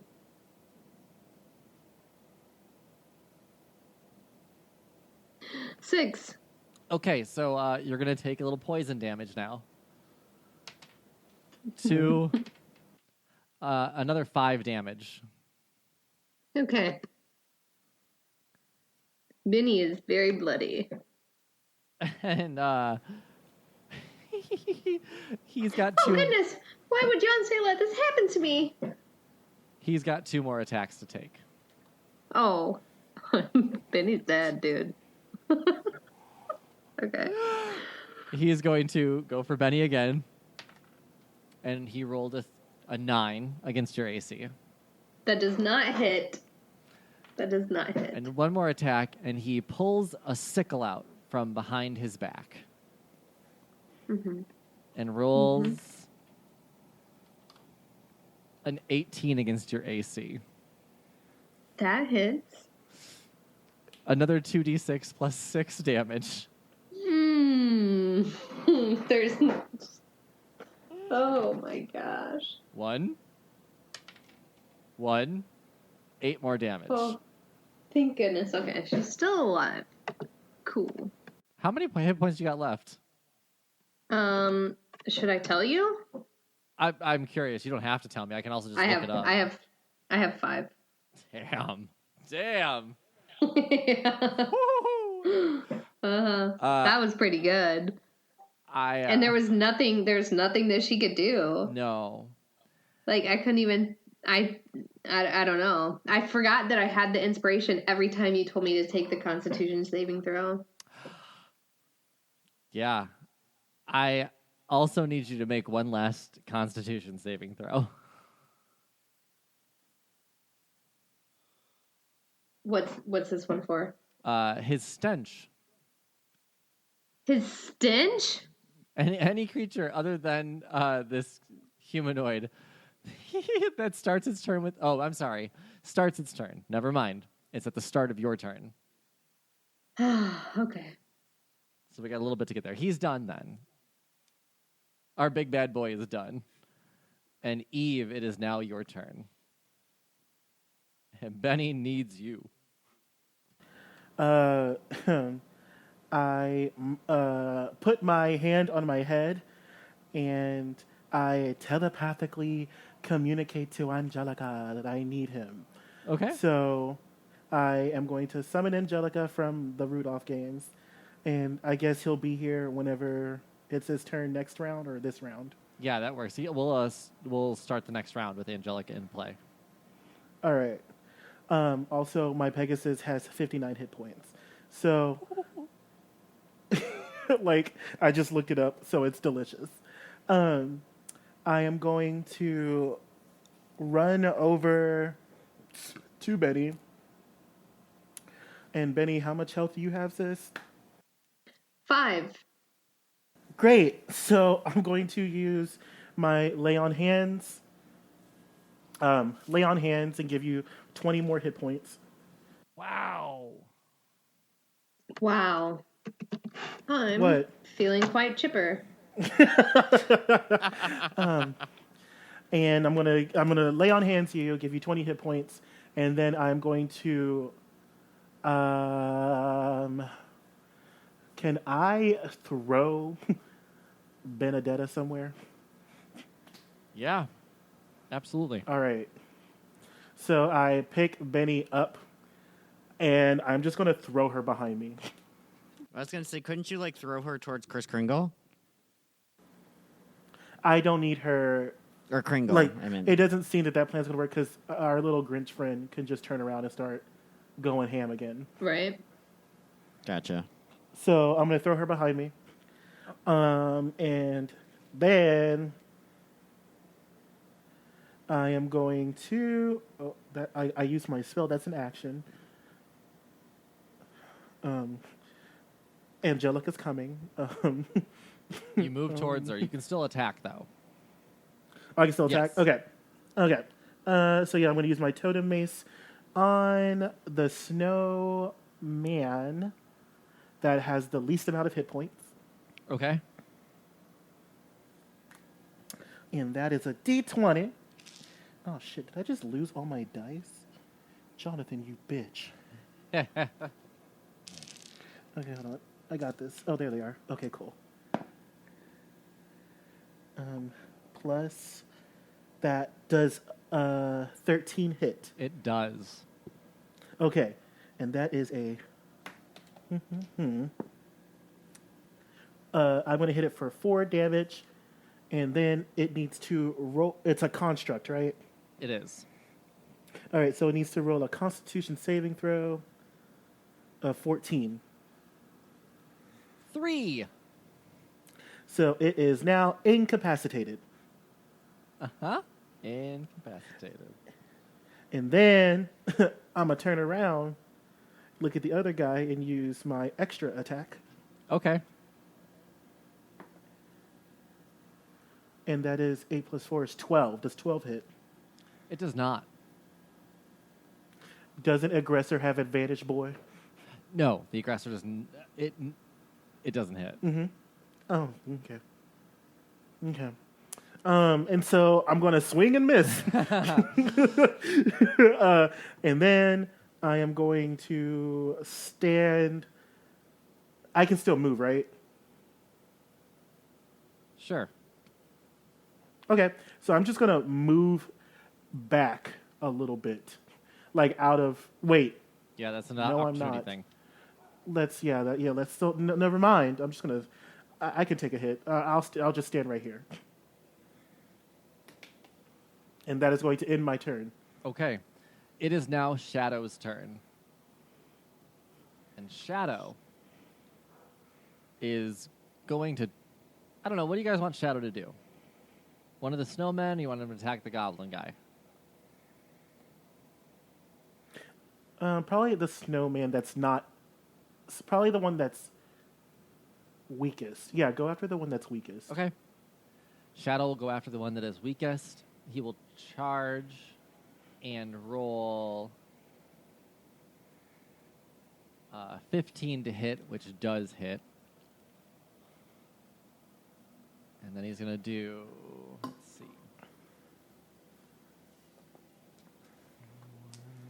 3. Oh, okay. So Shadow's going to charge this incapacitated snowman and burst right through him. Oh, well, that's that. Top hat, snow, sticks flying everywhere. Where's my pencil? Love this journey. Crossing this incapacitated dude off. Bye-bye. Okay. And that's all that Shadow can do. He has a deer. He has a reindeer. Give me an initiative roll for Angelica. So I know where to put Angelica in this order.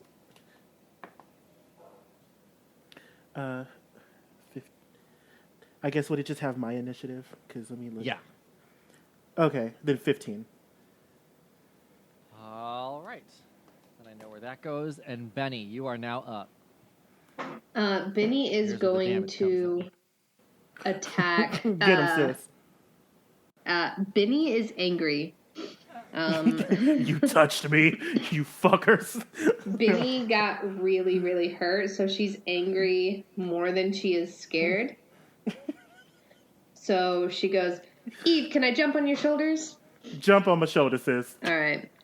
She jumps on Eve's shoulders, so she has view of the whole area, and she shoots the green goblin with her crossbow. All right. Go for it.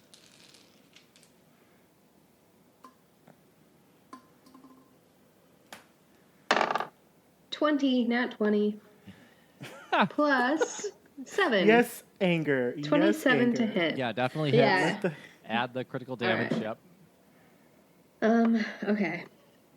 So that is a 1d8. There you are. So I get to roll that twice because it's a crit, right? Yes. Mm-hmm. All right. The first one was 4. The second one was 6. So 14 damage there, and then she gets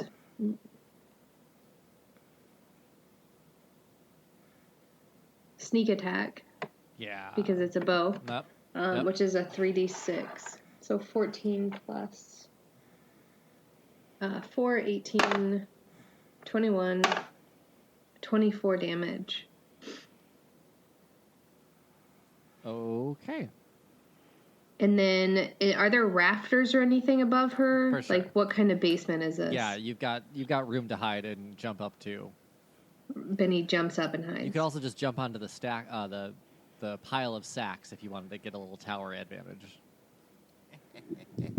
Yeah, she wants to. Stacks. She wants to be as high as possible while hiding. So wherever that would be. Yeah, we'll let you jump on the tower of sacks. Cool. You're on the hiding sack on tower. the tower of Yes, sacks. yes. That is exactly where she loves to be. Just look at all these sacks. It's so amazing. I hate you. I mean, they're not buckets, but they'll do. They still hold God wet damn goods. it. Oh my god, shut up. Oh my god. Anything else you can do, Benny? No, that's it. Alrighty. It is the snowman's turn. Eve, you're the only one in front of it. So it's going to attack. Oh. 22 to hit. Okay, it hits. Okay, she right. And then it's a 1d6 plus 2. So 5 damage. Okay. And I need you to make a Constitution saving throw. Okay.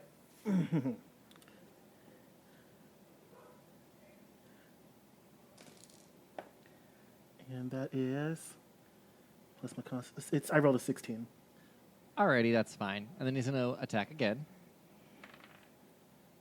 He rolled a 5. That did nothing. Clearly. And that ends our little snowman's turn. And now it is Angelica's turn. Angelica. And so Angelica doesn't speak. He just hits. And he is going to fly over to the snowman. Okay. And he is going to attack. And that is, 18. Yeah, that hits. All right. Where's my 2d6? That one and that one.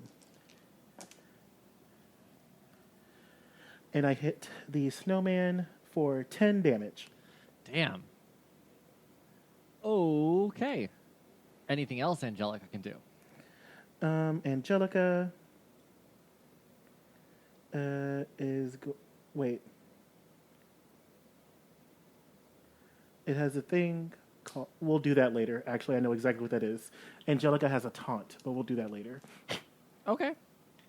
Hogum, you're up.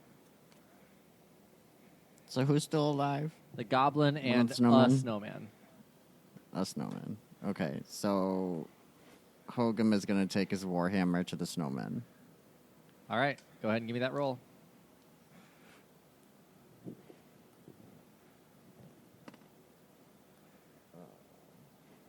I rolled a 6. You did not hit a snowman. You hit some snow, but not the snowman.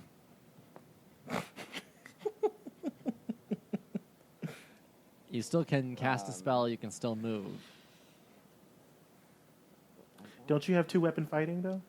Oh, you do have a second attack, too, if you wanted to use that. Isn't it Yeah. like once per game or round, or what is it? It's once per round. So you have second attack, or I forget if that's what it's called. I'm going to take a fuzzy ball out of my bag of tricks. I don't think that's necessary. Okay. Just add something else to the image. Yes, go for it. It's going to be a weasel. Roll your d8. Tell me what you get. A badger. A badger? The honey badger. Gar. Yes. Honey badger. Hogum, I do declare that if you may have... Oh, wait, hold on a second. I may have read out on the wrong list. Oh, no, that's right. Badger. I do declare, Hogum, that if you have a way of using a tactic to maybe send something inside so that it may not wink, untie Kringle and Rodolfo, that would be great. It's a good question. Where are you throwing your honey badger? Into the house. Okay. I think your throwing is about 30 feet, so he goes far beyond where anyone else is. And is now closest to Kringle and Rodolfo. Wait, hold on a second. Up to 20 feet. All right, 20 feet. Still closer to them than he is to anyone else. Okay, there's now a honey badger in play. I got the badger up. All right, I'm going to put him at the end of the round. Anything else you can do, Hoga? You've attacked. You've thrown. You haven't cast a spell yet. If you want to cast a spell, you can still do that. Please cast Fireball. It's a snowman. Oh, I can do a cantrip? Yeah, you can. Yes. Okay, I'm going to do my firebolt cantrip. That's a very good idea. Against who? Just going to ask. I mean, should I do the snowman? How many hit points does Because the snowman fire have left? melts ice. Oh, yeah, that'll work. Okay, snowman. Okay, go ahead and roll the attack for me. 2d10. Nope. Roll to make sure you do attack. Oh, my bad. Wait, where'd that go? Oh, there it is. Got a 15. Yeah, that hits. Go ahead and roll me your firebolt damage.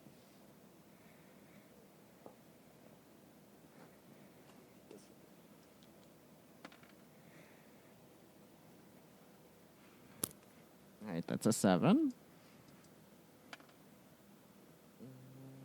And a 9. The firebolt hits the snowman, and he melts completely to the ground, leaving nothing but 2 sticks and a hat. Both frowning snowmen are now dead. Goodbye, Frosty the jackass. And now it is our goblin's friend's turn. And he's still next to Eve. That's Yes, come on, bring it on, sis. still what we're going to do. And he taps his fingers together. And what is he going to do? What does he want to do this time? He's got a lot of stuff. I should get creative with this. Oh, he's going to use his brute strength with his sickle. So first he's going to roll to attack. That's a d12. Hold on. I know how to play the Dungeons and the Dragons. Come on, Shadow. 24 against your AC. That hits. So it's 2d6 plus 6 plus his brute strength, which gives another d6 worth of damage. 4, 3, so 7, plus 6, 13, plus 6, 19 damage. Okay. Wow. You did that, didn't you? And then he's going to bite you. I need you to keep your mouth to yourself, sir. 17 against your AC. Does not hit, you fucker. And then he's going to try and bite you again. Oh my god. He really likes you. 23 against your AC. I know exactly what I'm about to do to fix this shit. It hits. 2d6 plus 2. So that's 2 plus 4, so 6 damage. And now I need you to roll a Constitution saving throw. Oh, so 19 plus 6 is... I took 25 damage. And my Constitution is... Oh, Jesus. 13. Am I okay? No. Shit. Okay. So now you're going to take an additional 2d6 worth of poison damage. Oh my 4, God. 1, another 5 damage. Okay. This is great. And he's going to dash out of range for you. So I can't use my opportunity attack. Correct. You a whole ass bitch. And he moves towards the center of the room. And that is the end of his turn. How's he looking? Pretty good. Just Pretty fine. good. He's looking pretty good. Just fine. I'm hurt. Well, Eve, you're up. Is it not Pegasus' turn? No, she went before Hogum, didn't she? He? No, he didn't go a second time. Hey, Angelica's turn. Angelica! So Angelica's going to fly on into the house Okay. and attack. That is 17. That hits. Great. It's time, and Angelica is going to hoof him.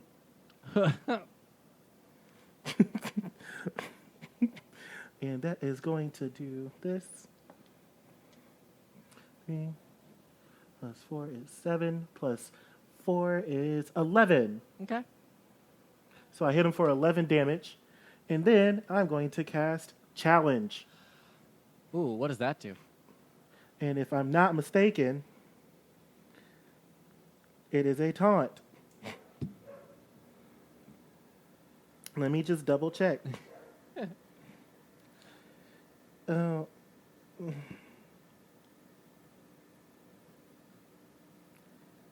Oh, never mind. Just kidding. I'm not doing any of that. That's not what I thought it was at all.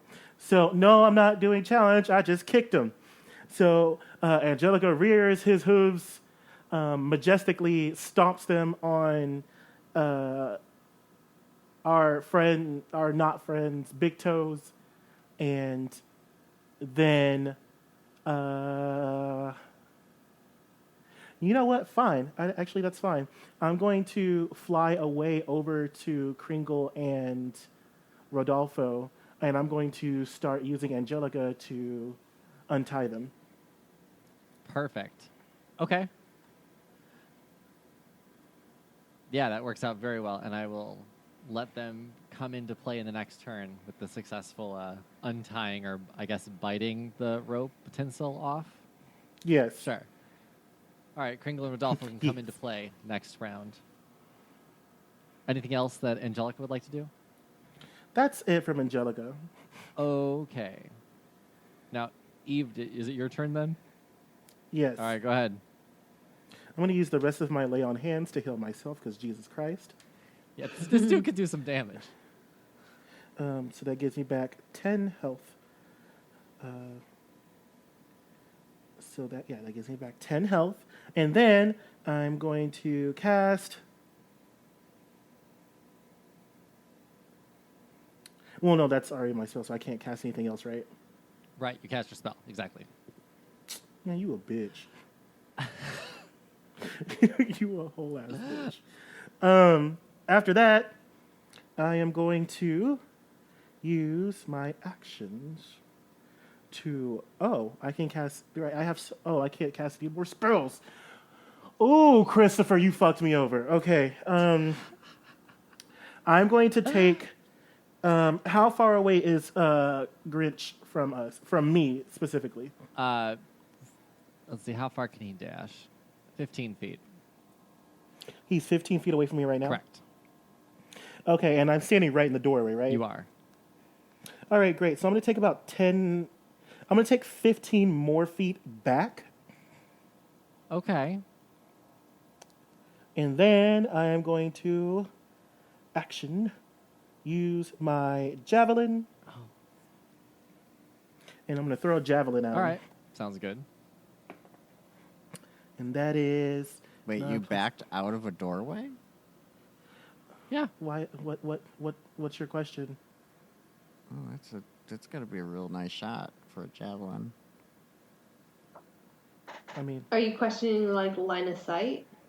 Yeah. He's standing right in the doorway, though. Yeah, I mean, he's in the middle of the room. I don't think that there's... Yeah, he's standing He's right not in the middle of the hiding. room. He's just in the middle of the room. Oh, okay. So, does 13 hit? No. All right, great, because I have extra attack, which costs no action. Great. And I am going to try again. Okay. And that's trash. So I missed again. I am just throwing my javelins at the door, at the windows, just sucking dick for all the wrong reasons. And that will be my turn. Okay. It is now Shadow's turn. He's only got one person to go for, and that's our Grinch buddy, so he'll run up and attack, and most definitely hits. And he will bite on our Grinch buddy for D4. 5 damage. And that is all that Shadow's got. That's it, man. That's what I do. That's what I do, you know? That's it. And it is now the Badger's turn, which I tried to abbreviate it on my thing, and I wrote Hobag, which is not what I meant to write. Love it. Love this journey. Honey Badger, Hobag. I don't know.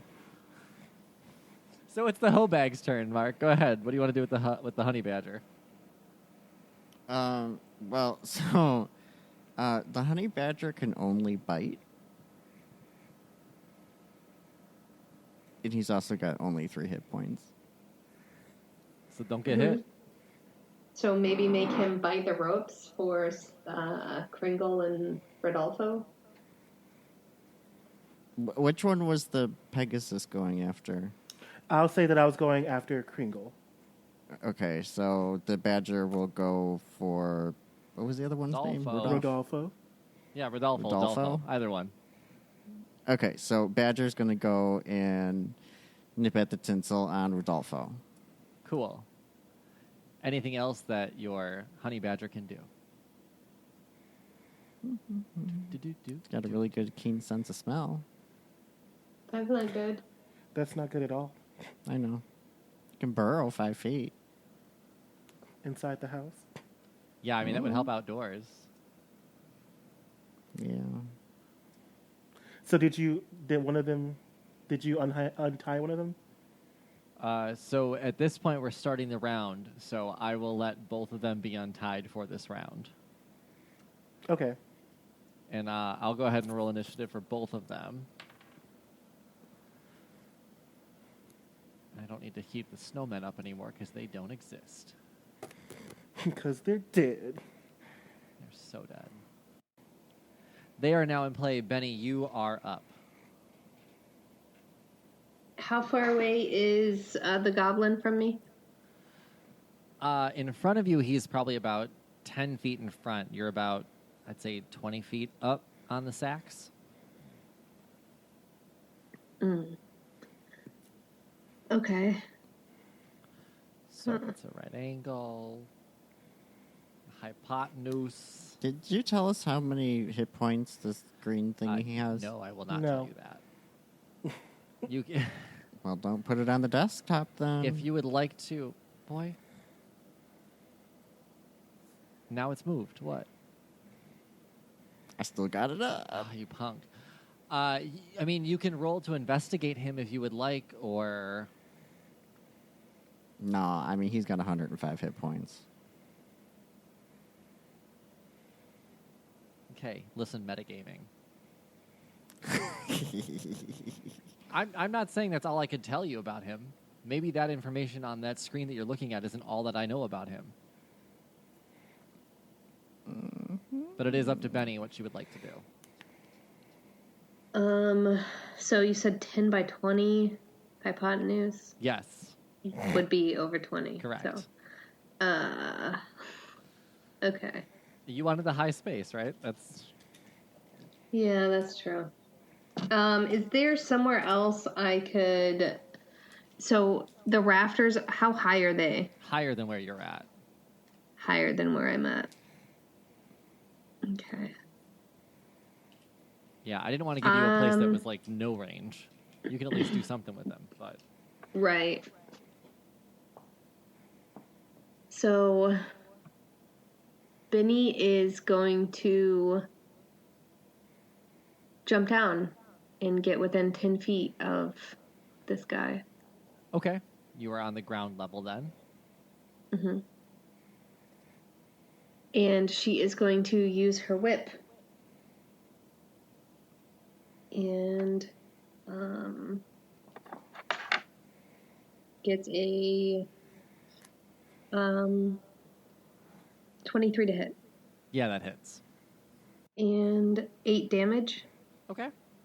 And then I get my 2d6 because it's a finesse weapon and I'm wearing those bracers. Yep. All right. 4 and 4. And then she gets a bonus action. Which, since she used a one-handed weapon, she's going to use her whip again to hit. Okay. And she got a 21 this time to hit. That hits. Okay. And 6 damage. Alrighty. And she's going to jump back up on the stack. Okay. Can she do that? On the sack for stack? dash. Yeah. On the sack stack. Yes. You're back up on the sack stack. Back up on the sack stack. Hey. And she yells at him and tells him, "You need to go to hell." That's it. She's angry. That's her anger. Okay. And he yells back, "I haven't liked you every time I've seen you." Oh, shit. That's fucking ominously creepy. And it's Angelica's turn. Angelica? Why do I still not know my character, Angelica? Okay, hold on. What is this? And it's plus 6. There we go. So 15. Does 15 hit? It does. Great. So that's 2d6 plus 4. Y'all are chipping away at him. 8 plus 4 is 13 damage. Okay. Wait, I'm sorry. 8. Yeah, sorry. Yeah, thank you. 13 damage. So 13 damage, and Angelica is going to Angelica's going to fly near the stair. Or not fly, just trot to the stairs. Okay. And that will end Angelica's turn. Hogum. Okay. So Hogum is first going to do his firebolt cantrip. Okay. So roll for attack.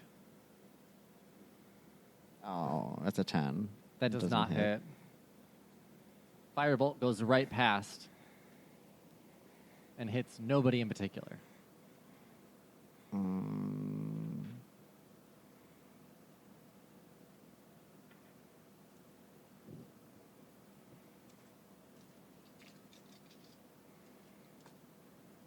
I guess I'll do my... That's so weird that my firebolt does more damage than my magic missile. Well, because magic missile automatically hits. The point of magic missile Yeah. is like it never misses, so it just does like a little bit of damage. Yeah, but it burns a cell slot. Stupid. You chose it, baby. I thought magic missile was a cantrip and firebolt was a spell slot. No. Oh, really? Really? Wait, That's what's on here. but don't you haven't you gotten to a point where your magic missile like you now can do it like at level 2 or level 3 or something like that? Yeah, you can do it at higher levels. And that adds extra missiles. You can do it at second level or higher, which creates one more dart for each spell slot above. So if you wanted to do it as a level 3 spell slot, you can only do level 2 right now because you've already used it once. Oh, Yeah, no, you you'd did. have You used three- Firebolt. It says first level. It doesn't say anything else. But it says underneath that, at higher levels, when you cast a spell using a spell slot at second level or higher, the spell creates one more dart for each each slot level. So if you were to do it for 3, like a third level spell slot, you would then get 5 darts instead of just 3. It still wouldn't equal up to the 2D whatever that a firebolt is, but My head is spinning right now. I have no idea what you guys are talking about. Oh, bless. So then don't worry about it right now. Just do something else. yeah. Okay, so I'm just going to do my Warhammer. Okay. Love this journey. My head is spinning. It's a 3-hour Nice. episode. I get you, man. 17. That hits. Shit. Am I supposed to be adding anything to this? To your attack roll? Yeah. Yeah. For a Warhammer, it's +6. Oh. Where does it say that? Hit/DC. Oh, so I do 6 plus 17? Right. So your attack would be a 23. Oh, Or I didn't 22, do that whatever it was. earlier. I would have had a hit. Oh, fuck. I think you guys are doing okay. Don't worry about it. Because I got a 10 and I didn't add the 6. I would have had a 16. Anyway. Yeah, that would have hit then. Anyway, so go ahead and roll your damage. 1d8 plus 5.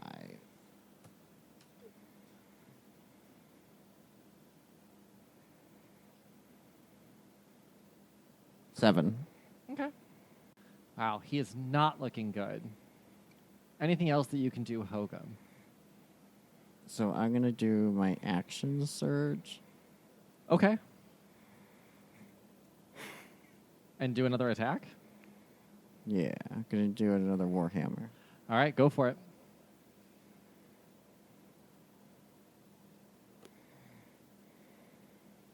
So I got a 10 plus 6, which would be 16. Yeah, that hits.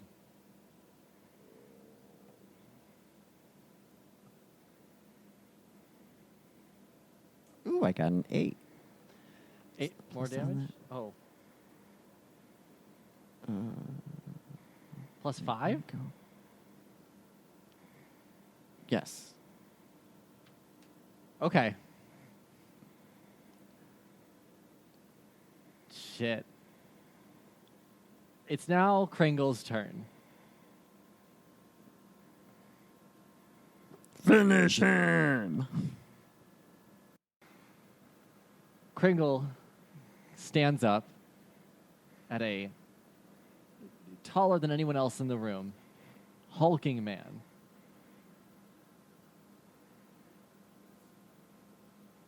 I'm surprised Eve isn't falling over for this daddy.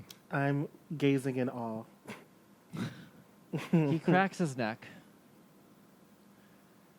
and says, I've seen a lot of naughty boys, but Laney, you are the naughtiest of all. Oh, bitch. Laney. That's Laney? Uh-huh. Who's Laney? How so remember- are you playing this game? So you remember how Agador had a husband? Do you remember Agador? He used to own Boobs and Dicks. Read him. Agador had a husband named Laney, and we are on the search for him. Who can shapeshift into different things. Oh, So is gosh. that his true color? No, he is currently shapeshifted. Oh. Into Santa? No, into the Grinch. Just Grinch. Oh. So So Kringle is going to roll his attack. He reaches behind his chair, pulls out a scimitar. Okay, bitch. What? Yes, queen. Oh. Okay, so it's a 28 to hit. Holy shit. And it's a 1d6 plus 5. So it's only a 1, so 6 damage. And when that happens, our goblin friend coughs up a little bit of blood, puts his hand on the ground, and a portal hell no. and a portal opens. What do you do? Benny jumps into the portal. So do I. So does Hogan. Yeah, and Angelica comes to pick me up, and we fly into the portal. As Biddy's jumping into the portal, she whips the Grinch to grab him. Do I need to roll to see if I grab him? Yes, please do. Holy shit. Yeah. 13 plus 7, 20 to grab him. Yeah, that 100% grabs him.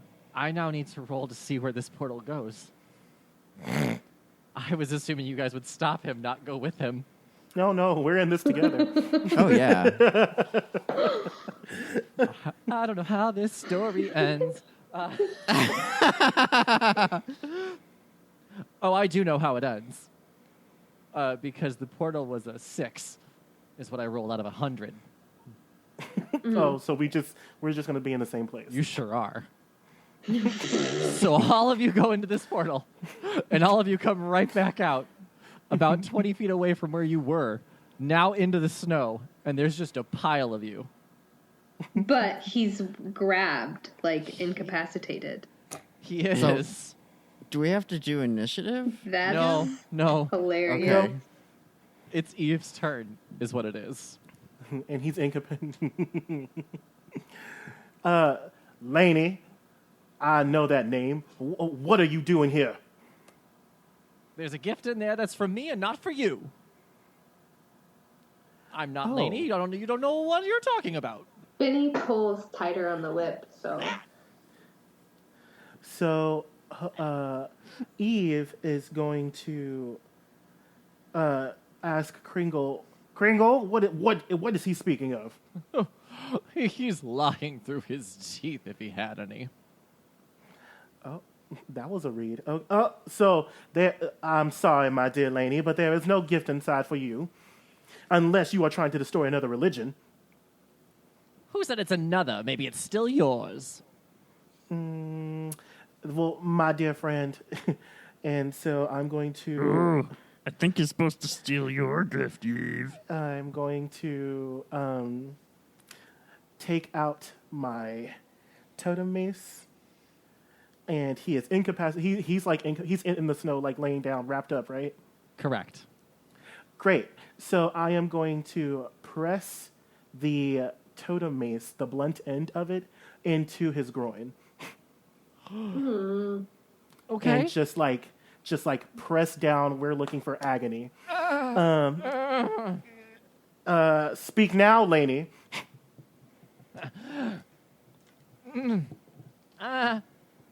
Never.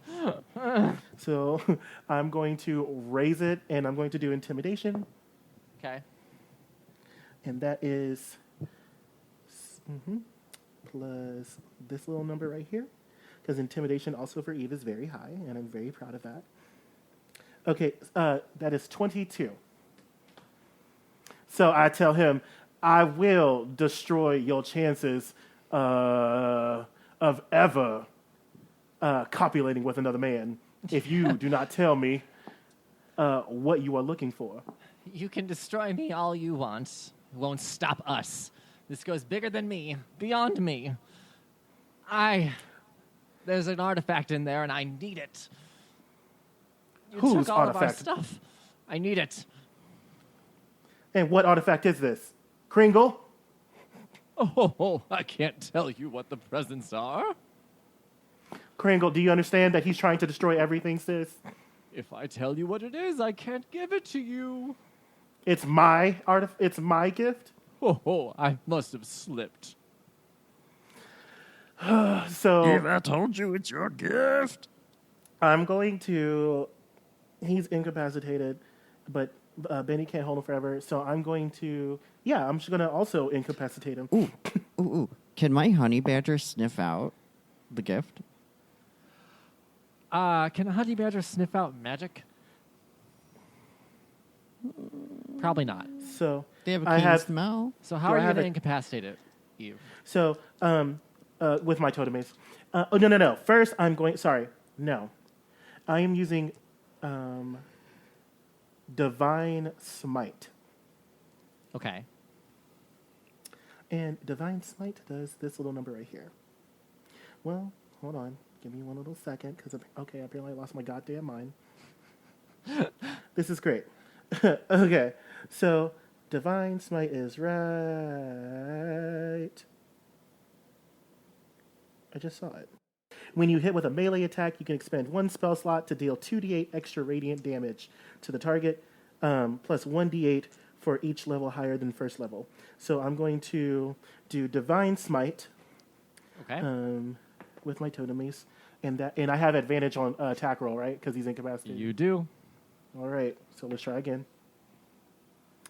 Oh shit, 18 plus 18 hits. Great. Yes, it does. So that is 3d8. So my totem mace starts glowing pink because I'm gay. And that's a Yes. 8. Because I am gay? I want that to be always be my excuse for everything now. So I did 17 damage. Oh, and then plus my regular totem mace attack. You don't need to roll that. I don't. Is he dead? Oh, yeah. Non-kill. This is not a lethal kill. Hit. Okay. The totem mace comes down. He becomes completely unconscious. Does he shapeshift back He- into Laney? Turns back into the human form that you recognize from Boobs and Dicks from way back when. Okay. He's Great. fully naked as So- well. He is. Yes. Awesome. So what I'm going to do is I am going to break both of his hands. Sure. Why not? Great. I mean, there's no Awesome. roll for that. He's not doing anything. He's not going Yeah, anywhere. he's unconscious. So I have Angelica come over, and she just like does like a mud stomp, like just stomps on both hands. Okay. Oh, I'm taking that ring. There we go. I was like, you sure you want to break his hands? I'm taking that ring. Yeah. Well, I'm taking the ring, and then I'm breaking his hands. Cool. Benny, you find...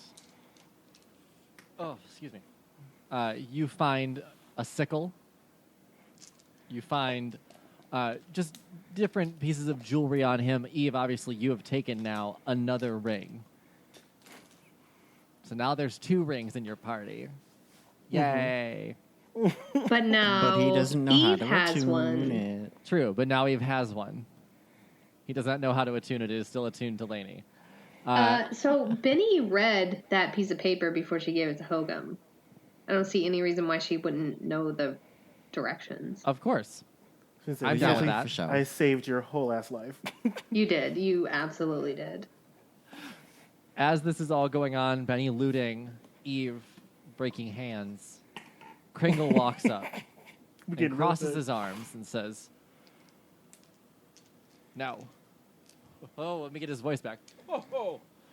We have a Yulemas to save. How about I give you a ride back along with this naughty boy? Grab a sack, help me load up my sleigh. What town was it you came from? I think I should visit them first for sending you to save me." The town that Mayor Whoville. Danbart's in. The gnome. Danbart, of course. Oars Rest. We'll head there first. Now, grab a sack. Let's get going. Rudolph, Dolfo, lead the way. You all What can... about Shadow? Shadow. He pats Shadow on the head. Decent Rudolph reindeer. Actually, Shadow's my friend, and I think that he might not want to be of service to you. Why do they have to stay outside?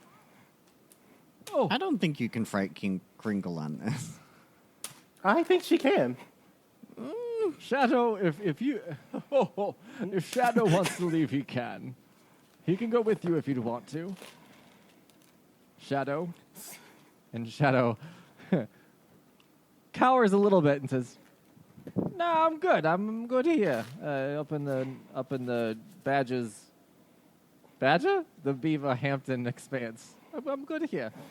Don't worry about it. It'll only work once a year." Wait, did he cower away from that? From the confrontation, not from Oh, Kringle. not from Kringle. Okay, I was supposed to say because here we go. No, it was more just like, no, I don't want to be a bad guy here. I just want to stay here at Beaver Hampton Inn, take my 364 days off, and then fly around once a year. I'm okay. All right. Whatever makes you happy. I'm all right. And he says, "Oh, okay. Let's save Yulemas." And you can gather up all the toys and sacks, hop into the sleigh. The reindeer all line up. Eve, I'm going to guess you're carrying Lainey. I put him on top of Pegasus, on top of Angelica. Perfect. Angelica is now carrying Lainey. You Yes. all hop in the sleigh. Are you flying next to the sleigh, Eve, with Angelica? No. She's just holding him. Cool. The reindeer all line up, get strapped in, and Kringle gives the order. You hop into the sleigh with Kringle, and you feel the hooves slam against the ground as they pick up speed, and then a weightless feeling hits you as you ascend into the sky. Whee! The sun begins to rise as Kringle's workshop fades under the blustery wind below. Kringle's sleigh sets down into Oars Rest after a decent flight.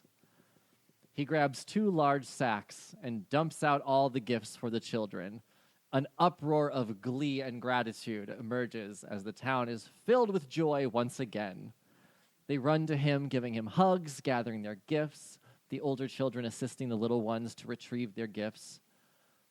As the crowd settles, Kringle turns to the 3 of you, and he says, "Oh, speaking of thanks, I have presents for each of you." And he reaches into his sack, and he says, "For you, Hogum, a new net. For you, Benny, a new whip. And for Ooh. you, Eve, I believe this is what that despicable Lainey was after." An attitude adjustment? Bitch, check yourself. He Yourself. he says he must really hate your church, which is a shame. You do some good work. Well, thanks, Kringle. And I'm going to show you. Oh, hang on, I gotta get it for you guys. So these gifts, these special items, were created by a listener, and they are specifically made for you guys. So I want to give a special shout out to Mitchell for creating these amazing gifts. So, Hogum, you have a gift called a shocking trap, which is a net, but it's a net that also does a shocking damage. It can do 3d6 lightning damage. Oh, no. Oh, no. Benny, you have... I'm going to throw that on you. Benny, you have a new whip called Whiplash, and it also has a magic... It is also a magic weapon. You gain a +1 bonus to attack and damage rolls made with this weapon. If you successfully whip a creature, you can expend a charge to force the creature to make a Constitution saving throw. On a failed saving throw, the creature is stunned until its next turn. Ooh. Wait. How do I add this net? So I have to actually skips a make turn? these for you guys, like in Okay. Beyond. Yeah, Eve, this one, Mitchell killed this. So you have a new longsword, and it's called If I Were a Blade.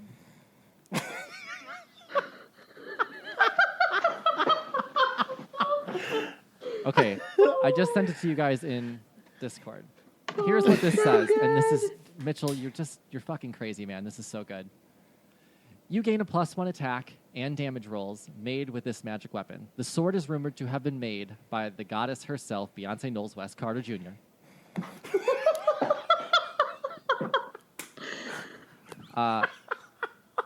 While grasping the hilt, you can use a bonus action to speak the magic command word formation. After the command word is spoken, the blade appears to have a radiating light.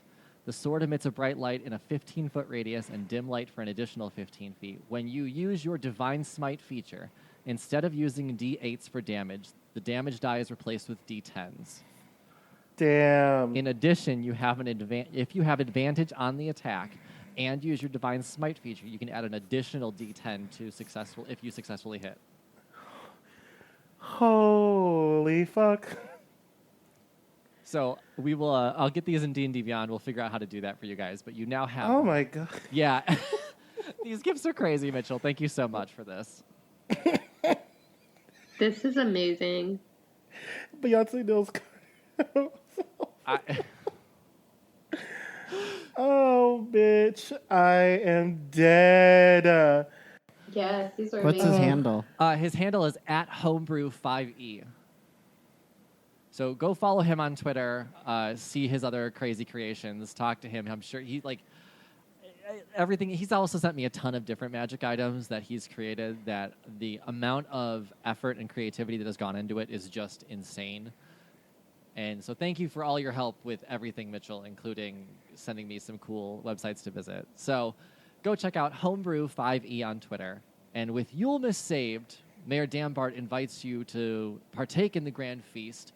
Wine and ale flow aplenty as plates are packed with fresh food. And he Buckets? buckets of wine and ales, pardon me. And he says, cheers to our heroes in the most special of Yulemas nights. May your journeys be safe, your bellies be full, and your wits be about you. You are forever welcome in our town and will always be known as the saviors of Orr's Crest. Hear, hear. The town cheers, drinks clang, and that is where we will end our holiday episode. Well done, saving Yulemas, making friends with Kringle, and officially catching Lainey. Yeah. For his... We hope you guys enjoyed, and thanks for dealing with our hiatus so far. There's a little bit longer before we continue on with our normal weekly episodes. But until Y'all, then, it's Christmas time. Shit. it is. Yeah, I mean, it's the holidays, guys. We're busy. I'm sorry. I'm just. I got Christmas dicks to suck. Oh, they taste like candy canes. Yes. Really? And the Okay. schnozberries taste like schnozberries. All the sex. We will be back next year. Until then, everybody have a happy new year. I am Chris the DM. You can find me on Twitter at Chris the DM. You can find our podcast on Twitter at Roll Gay Roleplay. And go follow Mitchell on Twitter as well at Homebrew, the number 5, the letter E. Homebrew 5E. Okay, so there's no picture of him. I'm looking at him right now. Homebrew Stalker. 5. If he's fine, I'm following trying him as well. at Homebrew 5, the number 5 and the letter E. Yes. And is his like backdrop like an elf and a tiefling? No, Yeah. yes. Yeah, it is. It is. Okay. Okay, then I'm following him. Yeah, you're Mitchell. Go ahead and show a picture of your face.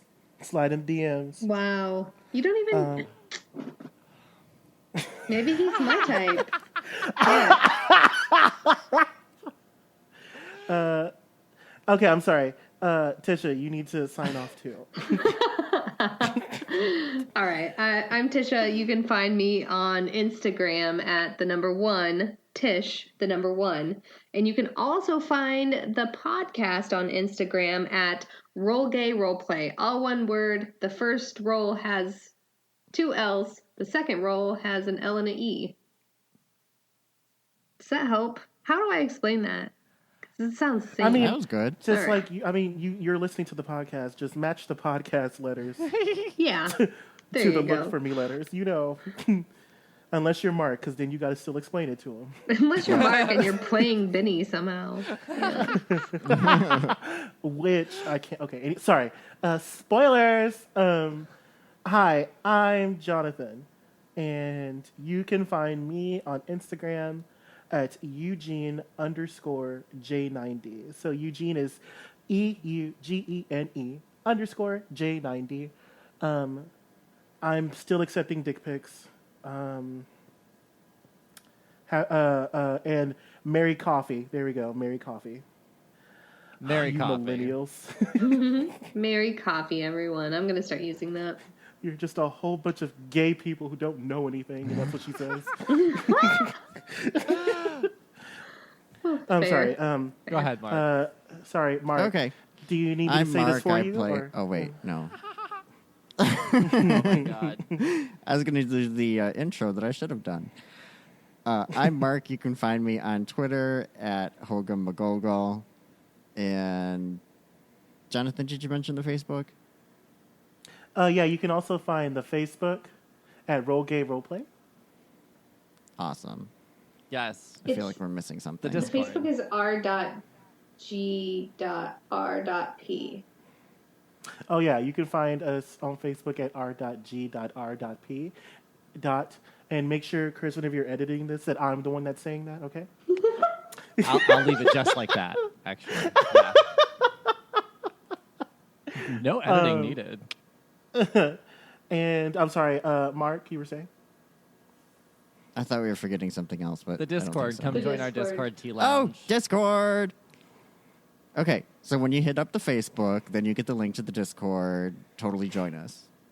Yeah, you We guys have have been. so You much guys are fun. so much fun to talk to, and I love Like- waking up to seeing all comments and everybody talking. And I feel like I love made a Keep bunch the of memes new- coming. Yeah, the memes Yeah. are great. The stories The we're memes hearing. are great. The dicks are fat. Like, I'm living. Thank you for Any all. method of DMing, Jonathan is accepting. Yeah, like, you just slide on in. I accept what it takes all kinds, and I accept all of them. Thank you for all your dank memes and your fat dicks. Yes. Yeah. Merry Christmas, Hana Kwanzaa to you. Yes. Cheers, everybody. Merry- Happy New Year. Merry We'll coffee. see you in 2020. Merry coffee. Merry coffee. Okay. So let's all say it together. Okay, on 3, Merry coffee. 1, 2, Ma- 3. Merry coffee. Bye, everyone. Clap, Bye. clap. Bye. Bye, Bye. bitches. I mean, no, you're not bitches. You're cool people. Bye, guys. Bye.